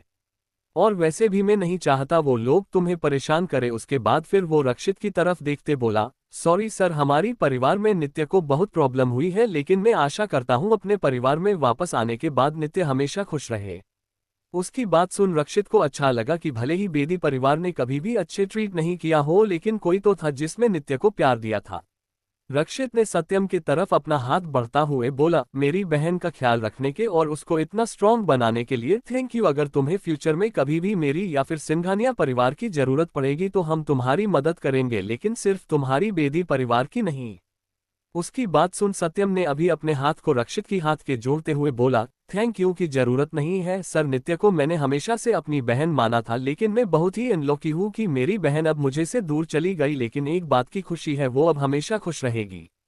उसके बाद दोनों अपने हाथ पीछे ले लेते हैं। तभी सत्यम पायल को तरफ देखते बोला, छोटी तुम भी यहाँ हो? उसको बात सुन पायल मुंह बनाते हुए बोली, फाइनली भाई आपको मैं याद हूँ, वरना मुझे तो लगा था नित्य के जाने के बाद तो मुझे भूल जाओगे और आपने फिर से मुझे छोटी बोला। देखो भाई मैं बता रही हूँ मेरी हाइट पे मत जाना। उसकी बात सुन सबके होठों पे मुस्कान आ गई। तभी सत्यम बोला, चलो मैं तुम्हें छोड़ देता हूँ। उसके बाद पायल और सत्यम वहां से निकल गए। रक्षित अब नित्य की तरफ देखते हुए बोला, चलो बच्चा अब हमें भी जान चाहिए। उसकी बात सुन नित्य ने अपना सर हिला दिया। उसके बाद वो दोनों भी कार में बैठकर निकल गए। इधर स्नेहा पीछे से उनकी कार को जाते देख रही थी। तभी उसके सामने एक ड्राइवर आके खड़ा और बोला, मैम चलाएंगे, रेडी है? उसकी बात सुन स्नेहा ने उसको घूर के देख जिसे उस आदमी के पसीने छूटने लगा था, लेकिन वो फिर भी अपनी नजर को नीचे किए हुए खड़ा था। वही स्नेहा भी उसको देखते हुए कार में बैठ गई और घर चली गई। इधर रक्षित की कार आधे घंटे की ड्राइव के बाद रक्षित ने कार को एक मॉल के सामने रोक दिया। रक्षित जल्दी से कार से बाहर आया और नित्य की साइड का डोर को ओपन कर उसको कार से बाहर आने के लिए बोला। नित्य भी मुस्कुराकर बाहर निकली। रक्षित ने नित्य का हाथ पकड़ बोला, आज मेरी प्रिंसेस को मैं बहुत सारे शॉपिंग करेंगे। उसकी बात सुन नित्य बोली, भाई शॉप की जरूरत नहीं है, मेरे रूम में वैसे ही अपने पहले से ही सब कुछ पूरा किया। उसकी बात सुन रक्षित बोला, वो तो बस मैंने अंदाजा लगाया है कि तुम्हें क्या पसंद है और क्या नहीं, इसके बारे में मुझे तो पता नहीं है न, इसलिए आज मैं तुम्हें तुम्हारी पसंद से शॉपिंग करवाऊंगा। वैसे भी कल मैं वापस जा रहा हूं, तुम मुझे याद करो, मैंने अभी तक ऐसे कोई मोमेंट को कैप्चर नहीं किया है। उसकी बात सुन नित्य मुस्कुरा देती है। फिर वो दोनों मॉल के अंदर चले जाते हैं। ये माल सिंघानिया और राठौड़ परिवार के पार्टनरशिप में बना हुआ था, इसलिए ये माल मुंबई के सबसे एक्सपेंसिव मॉल में से एक था। रक्षित नित्य को सबसे पहले थर्ड फ्लोर पे लेकर आया, जहां पे सिर्फ बड़े बड़े ब्रांड के शोरूम था। वही वह के एक शोरूम में रक्षित नित्य को लेकर चला, जिसे देख नित्य ने अपना माथा पीट लिए। रक्षित जैसे ही नित्य के साथ उस स्टोर में इंटर करता है कि सभी सेल्स पर्सन लजाते से खड़े हो जाते हैं कि तभी एक मैनेजर जल्दी से रक्षित के सामने आते हुए बोला, गुड आफ्टरनून सर, वेलकम तो स्टार साइन स्टोर। तभी रक्षित बोला, मैंने तुमसे कहा था कि मेरी बहन आने वाली तो उनके लिए ड्रेसेस को रेडी करना है। ये सर। उसकी बात सुन मैनेजर बोल, फिर वो अपनी नज़र इधर उधर करते हुए बोला, सर आपकी बहन किधर है? वो अभी अपनी बात खत्म कर पाता उसे पहले ही नित्य रक्षित के बगल में आकर खड़ी हो गई। तभी वो मैनेजर जल्दी से बोला, प्रेसिडेंट नियति गुड आफ्टरनून, आप आज यहाँ, अभी आप कल ही तो आई थी। उसकी बात सुन रक्षित बोला, ये नियति नहीं, मेरी बहन नित्य है। तभी मैनेज बोला, जी नहीं सर, ये स्टार साइन की फाउंडर है, मिस नियति है। अब उसकी बात सुन रक्षित हैरानी से नित्य को देखने लगा। उसने सुना था कि ये स्टोर एक 18 साल की लड़की ने ओन करती है, लेकिन उसने कभी भी इस बात पे भरोसा नहीं किया। लेकिन आज उसको पता चल रहा है कि ये स्टोर उसकी बहन का ही है। रक्षित अब नित्य को इस शोरूम से कुछ भिन्न नहीं सकता था। आखिर उसने पहले से ही इस शोरूम के कितने सारे कपड़े उसके वार्डरोब में रखवा दिए थे। तभी उसके कान में नित्य की आवाज गई, जो बोल रही थी, भाई चलो यहाँ से। फिर वो मैनेजर की तरफ देखते हुए बोली, नेक्स्ट टाइम अगर मेरे चेहरे पे मास्क ना हो तो मुझे पब्लिक में ग्रीट मत करना, और एक बात, इस मंथ की रिपोर्ट मुझे शर तक मिल जानी चाहिए। रक्षित को अब थोड़ा एम्ब्रेस फील हो रहा था। तभी उसके कान में नित्य की आवाज गई, भाई चलो मेरे साथ। फिर वो उसे पाने साथ एक लेडीज सेक्शन में ले गई और बोली, आप मुझे यहाँ से कुछ दिला दो। उसकी बात रक्षित ने उसके सर पे हाथ रखते हुए बोला, ठीक है। उसके बाद वो वहाँ पे नित्य के साथ चल गया। उसने अंदर देखा तो वहाँ पे एक से एक डिजाइन लगे हुए थे, जिसे देख वो खुश हो गया। आखिरकार उसको मौका मिल गया था अपनी बहन के लिए शॉपिंग करने के लिए। उसके बाद वो उस शोरूम में इंटर करता है। ये शोरूम भी एक अच्छा ब्रांड था। ये ब्रांड इंडिया के टॉप 3 में आया था। वहीं नित्य के चेहरे पे हल्की मुस्कान आ गई। रक्षित नित्य का हाथ पकड़ आंखने साथ ले जाते हुए एक सेल्स पर्सन के सामने खड़ा कर देता है और फिर नित्य की तरफ देखते हुए बोला, बच्चा तुम्हें जो कुछ भी पसंद आए तुम उसको उठा लेना। उसकी बात सुन नित्य ने अपना सर हाँ में हिला दिया। वहीं नित्य को आगे जाते देख रक्षित ने सेल्स पर्सन को रोकते हुए बोला, वो जो भी को उठाए उसको तुम सीधा पैक करने के लिए दे देना, समझ गई ना? ओके सर, सेल्स पर्सन ने मुस्कुराते हुए जवाब दिया। उसकी को आज एक अच्छा खास कमीशन मिलने वाला था। वो भी नित्य के पीछे पीछे चली गई।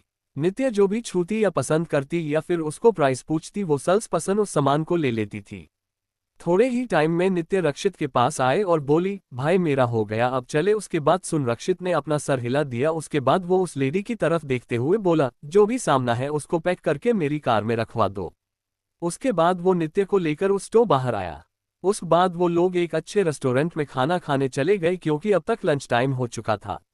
इसलिए रक्षित नित्य को लेकर सीधा टॉप फ्लोर पे बने रेस्टोरेंट में ले जाता है और वहां पे नित्य से पूछकर खुद ही ऑर्डर देने चला जाता है। ऑर्डर देकर वो आता है और नित्य के सामने वाले टेबल पे बैठ जाता है। आज उसके चेहरे पे बहुत ही प्यारी मुस्कान थी। रेस्टोरेंट में बैठी सभी लड़कियों की नज़र उस पे थी, जिसे देख नित्य ने एक नज़र अपने भाई को देख, जो कि हमेशा कोल्ड पर्सनैलिटी के साथ रहता था, लेकिन आज वो उसके साथ होने पे मुस्कुरा रहा है। ये देख नित्य को भी खुशी होती कि भगवान ने उसको अजनी गलत को सुधारने का एक मौका दिया है। 58 स्नेहा का डर, नित्य सिंघानिया कॉरपोरेशन में अजान लड़की।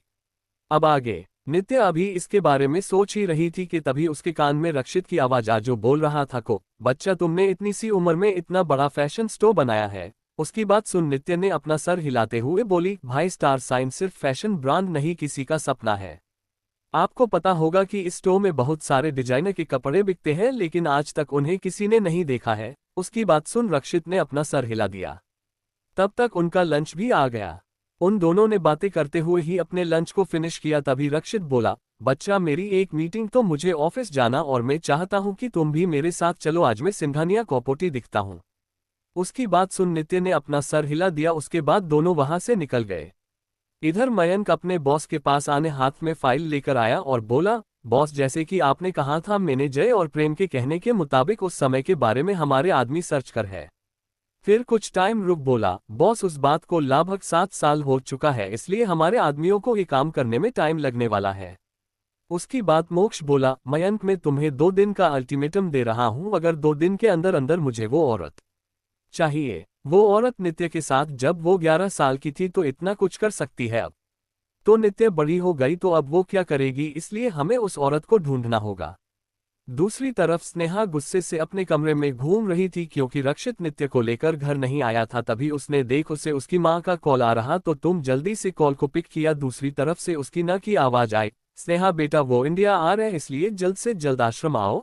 उसकी बात सुन स्नेहा के माथे पे पसीना आ गया। उसने फिर खुद पे काबू रखते हुए बोली, ठीक है माँ मैं आ रही हूँ। उसके बाद वो रेडी होने चली जाती है। थोड़े ही टाइम वो आश्रम में होती है तभी वहां पे एक ब्लैक कार आके रुकी। उसमें से एक लड़का बाहर आया, उसकी उम्र लगभग रक्षित जितनी थी। उस लड़के आते देख स्नेहा अपनी माँ के पीछे चली गई। उसको इस लड़के से बहुत ज्यादा डर लगता था। वही वो लड़का स्नेहा को इस तरह छुपते देख मुस्कुरा दिया और बोला, ओह तो मेरी स्टीव सिस्टर को मुझसे डर भी लगा है, very nice, I am impressed with your fair. तभी स्नेहा को मॉम थोड़ा गुस्से बोली, देखो तुम उससे डरना बंद करो और वो तुम्हारी बहन है। उसकी बात उस लड़के चेहरे के एक्सप्रेशन सर्द हो गए। वो लड़का बिना किसी वार्निंग के स्नेहा की मॉम का गला दबाते हुए बोला, ये मेरी बहन नहीं है, तुम इसकी माँ हो, लेकिन मैं इसका भाई नहीं हूँ, ये बस मेरा मोहरा है। ये जब तक मेरी बात मानती रहेगी मैं तब तक इसे जिंदा रहेगी। जिस दिन इसने मेरा कहना नहीं माना और मुझे धोखा दिया उस दिन इसकी जिंदगी को मैं इसे छीन लूंगा। और तुझ जैसी औरत को तो मैं इसलिए बर्दाश्त कर रहा हूं क्यों तू मेरे बाप का प्यार है, वरना इसी के साथ उसने स्नेहा की मॉम का गला छोड़ दिया जिससे वो जाकर दीवार से टकरा गई। तभी वो खुद को संभालते हुए बोली, तुम ये बातों कि तुम इंडिया वापस क्यों आए हो? क्या तुम्हें याद नहीं कि तुमने अपने डैड से क्या वादा किया है कि जब तुम रक्षित की कंपनी और सिंघानिया कॉरपोरेशन के सीईओ नहीं बन जाते तब तक तुम्हें इंडिया आने जरूरत नहीं थी। उसकी बात सुन वो लड़का बेपरवाही से बोला, मैंने अपना प्लान एग्जीक्यूट कर दिया, बस रक्षित का फंसने की देरी है। उसके बाद चित भी मेरी और पट भी मेरी। दूसरी तरफ रक्षित अब तक नित्य को लेकर सिंघानिया कॉरपोरेशन में आ गया था और सीधा प्राइवेट लिफ्ट से होते हुए अपने केबिन में लेकर गया। वह उसका इंतजार अमित कर रहा था। जब उसने रक्षित से साथ एक लड़की को देखा तो शॉक हो गया। उसके बॉस ने आज तक कभी भी किसी भी लड़की साथ नहीं देखा गया था, इनफैक्ट उन्होंने कभी किसी अपने करीब भी आने नहीं दिया था। वही जब रक्षित ने महसूस किया तो वो थोड़ा गुस्से से बोला, अमित मेरी बहन से अपनी आंखें हटो, otherwise the consequences is not good for you. उसकी बात सुन अमित ने हैरानी के भाव से बोला, बॉस ये। वो अपनी बात को खत्म नहीं कर पाया। तभी उसने ध्यान से देखा तो उसके बॉस और उसकी बहन का चेहरा थोड़ा बहुत मैच हो रहा था। वही फिर उसने स्नेहा का चेहरा याद किया जिसे सोचकर ही उसका मूड खराब हो गया था। तभी रक्षित ने अमित को ऑर्डर देते हुए बोला, जाओ और जाकर मेरी बच्ची के लिए कुछ स्नैक्स लेकर आओ। वही उसके मुंह से नित्य के लिए बच्ची सुन अमित फिर से हैरान हो गया। उसने अपने आप से बोला, आज तक मैंने बॉस को किसी की इतनी केयर करते हुए नहीं देखा। फिर वो जल्दी से केबिन से बाहर कहला जाता है। नित्य रक्षित तरफ देखते हुए बोली, भाई हमने अभी अभी तो लिंच किया है, आप स्नैक्स लिए मन कर दो, मैं और नहीं खा सकती हूँ। उसकी बात रक्षित की भी सही लगती है, वो उसको जबरदस्ती स्नैक्स नहीं खिला सकता, ये उसकी हेल्थ पे असर करता। तभी उसने अमित को कॉल करके वापस बुला लिया। अमित केबिन के दूर पे नॉक करते हुए बोला, बॉस हमारी मीटिंग का समय हो गया है, फॉरेन क्लाइंट हमारा मीटिंग रूम में वेट कर रहे हैं। उसकी बात सुन रक्षित ने अपना सर हिला दिया और फिर बोला, जाओ और ऑफिस के किसी फीमेल सेक्रेटरी को यहाँ पे बच्चा का ख्याल रखने के लिए भेज दो। अमितों के बॉस बोलकर वह से निकल जाता है। रक्षित भी नित्य को केबिन देखने को बोल के वहां से निकल जाता है। वही नित्य अभी केबिन देख रही। ब्लैक और व्हाइट की थीम से बना केबिन बहुत ही अच्छा लुक देखता था। केबिन एक साइड वॉल पे कंपनी के बहुत सर्टिफिकेट्स और अवार्ड के लिए सेल्फ बने हुए थे। सामने वर्किंग टेबल था, उसके पीछे एक बड़ी ग्लास वॉल थी। नित्य अभी ये सब देख ही रही थी कि तभी उसकी नजर टेबल पे पड़ी एक ब्लू फाइल जिस पे जापानीज लैंग्वेज में कुछ लिखा हुआ। नित्य उस फाइल को था पढ़ने लगी। उस फाइल को पढ़ते वक्त उसके माथे पे शिकन आ गई। उसने फाइल को अपने हाथ में लिया और जैसे डोर को ओपन को उसके सामने एक लड़की खड़ी थी। उसने ब्लैक शॉर्ट ड्रेस पहना हुई थी, चेहरे पे भर भर के मेकअप किया था। उसने नित्य को जब देखा कि वो जल्दी जल्दी से बाहर की तरफ जा रही तो उसने जल्दी से उसका रास्ता रोकते हुए बोली, मैम आप कहाँ जा रही हैं? उसकी बात का नित्य ने कुछ जवाब नहीं दिया, उल्टा उससे सवाल किया, मीटिंग रूम कहाँ है? उसकी बात सुन उस लड़की ने नित्य का हाथ में एक ब्लू फाइल को देखा तो उसके माथे पे पसीना आने लगा था। उसने नित्य के हाथ से फाइल को लेने की कोशिश करते हुए बोली, मैम आपको मीटिंग तो में क्यों जाना है? अगर आप ये फाइल देने जा रही है तो आप मुझे दे दीजिए, मैं इससे मीटिंग रूम में देकर आती हूँ। उसकी बात सुन नित्य ने उसकी तरफ घूरते हुए अपने कोल्ड वॉइस में बोली, जो पूछ रही हूँ उसका जवाब दो, अपनी मत चलाओ। लेकिन फिर भी उसने उसको जवाब नहीं दिया। ये देख नित्य को बहुत तेज गुस्सा आ रहा। उसने जल्दी से गार्ड्स को ऑर्डर देते हुए बोली, अगर ये लड़की कहीं गई तो तुम्हारी जब भी इसके साथ जाएगी। उसके बाद वो दूसरे गार्ड की तरफ देखते हुए बोली, मीटिंग रूम किधर है? उसकी बात सुन और उसके डेंजरस ऑरा को फील करके गार्ड ने जवाब दिया, मैम मीटिंग रूम इसके जस्ट नीचे वाले फ्लोर पे है। उसकी बात सुन नित्य सीधा लिफ्ट की तरफ चली गई और जल्दी ही उसकी लिफ्ट 29th फ्लोर पे रुकी। नित्य जल्दी से मीटिंग रूम के अंदर चली गई। वही अब सबकी नज़र नित्य ओ जो कि अपने डेंजरस और के साथ खड़ी थी। दूसरी तरफ एक लड़की एक जंगल में भागे जा रही थी। उसकी हालत बहुत ज्यादा खराब थी। उसके बॉडी पे बहुत सारे जख्म के निशान थे। उस लड़की के होठों के कोन से खून बह रहा था। वो लड़की अब भागते भागते सड़क पे आ गई थी। वही उसके पीछे कुछ लोग आ रहे थे। वो लड़की बार बार अपने पीछे देखते हुए भाग रही थी कि अचानक से सामने से आ रही कार से उसकी टक्कर गई। वही उसके पीछे आ रहे गुंडे जब उस लड़की को किसी गाड़ी से टक्कर लगते देखते हैं तो वो लोग वह से भाग जाते हैं। वही गाड़ी में बैठा शख्स जल्दी से कार से बाहर आता है और उस लड़की तरफ देखता है। उस लड़की का चेहरा उसके बालों से ढका हुआ था जिससे उस लड़की का चेहरा दिखाई नहीं दे रहा था। वो लड़का बिना किसी भाव के उस लड़की को अपने कार में बैठ लेता और वह से निकल जाता है। थोड़े ही टाइम उस लड़के की कार एक हॉस्पिटल से सामने आके रुकती है। तभी वह कुछ वार्ड बॉय स्ट्रेचर लेकर खड़े हो जाते हैं। वो लड़का बैकसीट का डोर ओपन कर उस लड़की को कार बाहर निकलता है और उसे उस स्ट्रेचर पे लेता देता है। तभी उसका फोन किया दूसरी तरफ से आवाज आई, बॉस कुछ लोग आपका पीछा कर रहे हैं, शायद ये लोग उस लड़की के आपके पीछे आ रहा है। उसी बात सुन उस लड़के की आंखें गहरी हो गई। उसने बिना कुछ बोले फोन रख दिया। तभी एक बार फिर से उसका फोन रिंग हुए। दूसरी तरफ से आवाज आई, तुम कब तक इंडिया आने वाले हो? उस लड़के ने अपनी धीमे मगर प्यार से बोला, मैं नेक्स्ट वीक आ जाऊंगा, अभी मुझे यहाँ पे कुछ काम करना है। मैं कोशिश करूंगा कि काम को जल्द से जल्द खत्म करूं। 59 सिंघानिया कॉरपोरेशन पे आने वाली मुसीबत, नित्य का सबको हैरान, नया प्लान। अब आगे इंडिया में नित्य इस वक्त मीटिंग रूम के गेट के पास खड़ी थी। उसका ऑरा ही काफी था वह के लोगों के मन में उसका डर भरने के लिए। नित्य अभी अंदर ही आ रही थी कि एक गार्ड ने उसका रास्ता रोक लिया। तभी रक्षित की आवाज पूरे केबिन में घूमी, तुम्हारी हिम्मत कैसे हुई मेरी बहन न रास्ता रोकने की? फिर वो अपने साइड वाली सीट पे नित्य को बैठने के लिए बोलता है। नित्य अपने उसी और के साथ वहां पे रखे चेयर पे बैठ जाती है। रक्षित उसके सामने पानी का ग्लास बढ़ते हुए बोला, क्या हुआ बच्चा, तुम इतने गुस्से में क्यों हो? उसकी बात सुन नित्य ने एक नज़र रक्षित की तरफ देख फिर वो बोली, भाई क्या आपको जापानीज लैंग्वेज आती है? उसकी बात पे रक्षित अपना सर नामे हिला देता है। तभी नित्य ने उसके सामने इस फाइल को रखते हुए बोली, तो फिर आपको कैसे पता चला कि इस फाइल में क्या लिखा? उसकी बात रक्षित बोला, हम आज कंपनी इसके लिए ट्रांसलेटर को हायर करती है और हम उन्हें इस कम के अच्छी सैलरी देते हैं। तब नित्य ने बिना किसी एक्सप्रेशन के बोली, भाई क्या मैं अभी उस ट्रांसलेटर से मिल सकती हूँ जिसने ये डील को फाइनल में करने में आपकी हेल्प कर रहा है? उसकी बात अमित ने उस ट्रांसलेटर की तरफ इशारा करते हुए बोला, बॉस ये है वो ट्रांसलेटर। उसकी बात सुन नितिन ने उस ट्रांसलेटर की तरफ देखते हुए उस फाइल को देते हुए बोली, रीड इट। उसकी बात वो ट्रांसलेटर घबरा गया, लेकिन फिर भी ये सोचकर कि ये नित्य बस एक छोटी बच्ची है उसने उस फाइल को पढ़ने लगा, फिर उसको ट्रांसलेट करने लगा। तभी नित्य अपनी जगह से खड़ी हुई और उसके चेयर के आसपास घूमने लगी। वही उन फॉरेन क्लाइंट के माथे भी पसीना आ रहा था, जिसे देख नित्य के चेहरे पे डेविल स्माइल आ गई। तभी नित्य ने उसके हाथ से फाइल लिया और फिर अमित की तरफ देखते हुए बोली, जाओ और किसी और ट्रांसलेटर को लेकर आओ। उसी बात अमित ने माफी मांगते हुए बोला, सॉरी मिस, लेकिन इस कॉर्पोरेशन में सिर्फ एक यही ट्रांसलेटर है जिसे जापानीज लैंग्वेज आती है। उसकी बात सुन नित्य ने फिर से उस ट्रांसलेटर की तरफ देख जिसके चेहरे पे अब हल्की मुस्कान, जिसे देख नित्य के होठों पे डेविल स्माइल आ गई। तभी एक बार फिर से पूरे केबिन में किसी के फाइल पढ़ने की आवाज आई, जिसे सुन सब के सब हैरान, क्योंकि ये फाइल पढ़ने वाली नित्य थी। वो बहुत फ्लुएंटली जापानीज पढ़ रही। अब तब वो वहां मौजूद सभी के पसीने छूटने लगे। रक्षित ने भी उनके बदलते चेहरे का रंग नोटिस कर लिए, जिससे देख उसको सजाते देर नहीं लगी कि यहाँ कुछ तो गड़बड़ है। फिर उसने नित्य की तरफ देखते हुए बोला, क्या हुआ बच्चा, इसमें ऐसा भी क्या लिखा जिससे इनके चेहरे का रंग फीका पड़ गया? उसकी बात सुन नित्य ने जवाब दिया, भाई इसमें लिखा है कि आप यानी रक्षित सिंघानिया कॉरपोरेशन के अंडर आए वाली जितनी भी है, आप उन सभी को प्रोजेक्ट के साथ बिना किसी प्रॉफिट के इनके नाम कर रहे हो। नित्य की बात को सुन रक्षित सुन्न पड़ गया था। उसने सोचा भी नहीं कि वो यहाँ अपने हाथ से अपनी कंपनी, अपनी मेहनत को बर्बाद करने जा रहा था।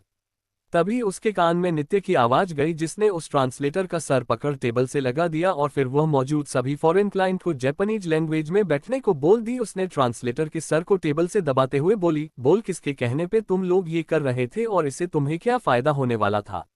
उसकी बात सुन वो ट्रांसलेटर बोला, मैम प्लीज मुझे माफ कर दो, ये सब मैंने एस कॉरपोरेशन के सीईओ के कहने पे किया है। उसकी बात सुन अमित सुन्न हो गया। तभी नित्य ने अमित को ऑर्डर देने के लहजे में बोली, अमित इन सभी के ऊपर कैसे करो। उसके बाद उसने उस ट्रांसलेटर को छोड़ दिया। तभी रक्षित बोला, अमित इस आदमी को कहीं भी जॉब नहीं मिलनी चाहिए, साथ इसको ऊपर कंपनी के रूल के हिसाब से प्लेट लगा और इसे पुलिस स्टेशन भेज दो, एक बॉस। उसके बाद उसने उन फॉरेन क्लाइंट की तरफ देख तो नित्य बोली, हाँ तो अब तुम्हारी बारी, अब चुपचाप बातों किसके कहने पे किया है ये सब। उसको बात सुन वो सभी लोग डर गए, क्योंकि इस वक्त नित्य के चेहरे पे बहुत ही डरवाने एक्सप्रेशन थे। तभी उनमें से एक आदमी अपनी जापानीज लैंग्वेज में माफी मांगते हुए बोला, हमें नहीं पता कि वो इंसान को है, लेकिन ये सब हमने अपने परिवार को बचाने के लिए किया। उस इंसान ने मेरे बेटे को किडनैप किया। तभी दूसरे ने बोला, उसने मेरी कंपनी की सीक्रेट को वायरल करने का धमकी दिया है। तभी तीसरा वाला बोला, उसने मेरी 5 साल की बेटी को किडनैप किया। इसी के साथ वो तीनों अपना फोन आगे कर देते हैं। वहीं नित्य उनका फोन लेकर उसमें आए वीडियोज को देखती है। नित्य उस वीडियो को अमित को दे देती है। अमित उस वीडियो को लेकर सामने प्रोजेक्टर पे प्ले करता है।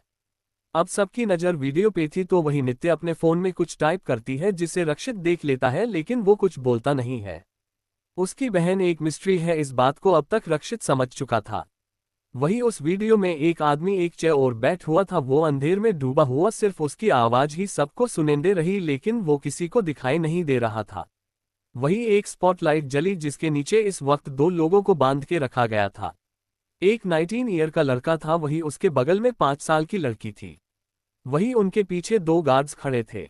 वो आदमी अपनी ठंडी आवाज में बोला, अगर जो मैं बोलूंगा, अगर तुमने वो काम किया तो तुम्हें तुम्हारे बच्चे सही सलामत मिल जाएंगे, लेकिन अगर कोई भी गड़बड़ी हुई या फिर तुम लोगों ने मेरे बारे में किसी को कुछ भी बताया, तो उसने अपने एक हाथ से इशारा, उसके इशारा पाकर वो दोनों आदमी लड़के पास आए और उसके हाथ की हथेली में कट लगा दिया, जिससे वह पे उस लड़के की चीखने की आवाज गूंज उठी। इसी के साथ वीडियो खत्म हो गया। अब वो दोनों हाथ जोड़ के रोने लगे।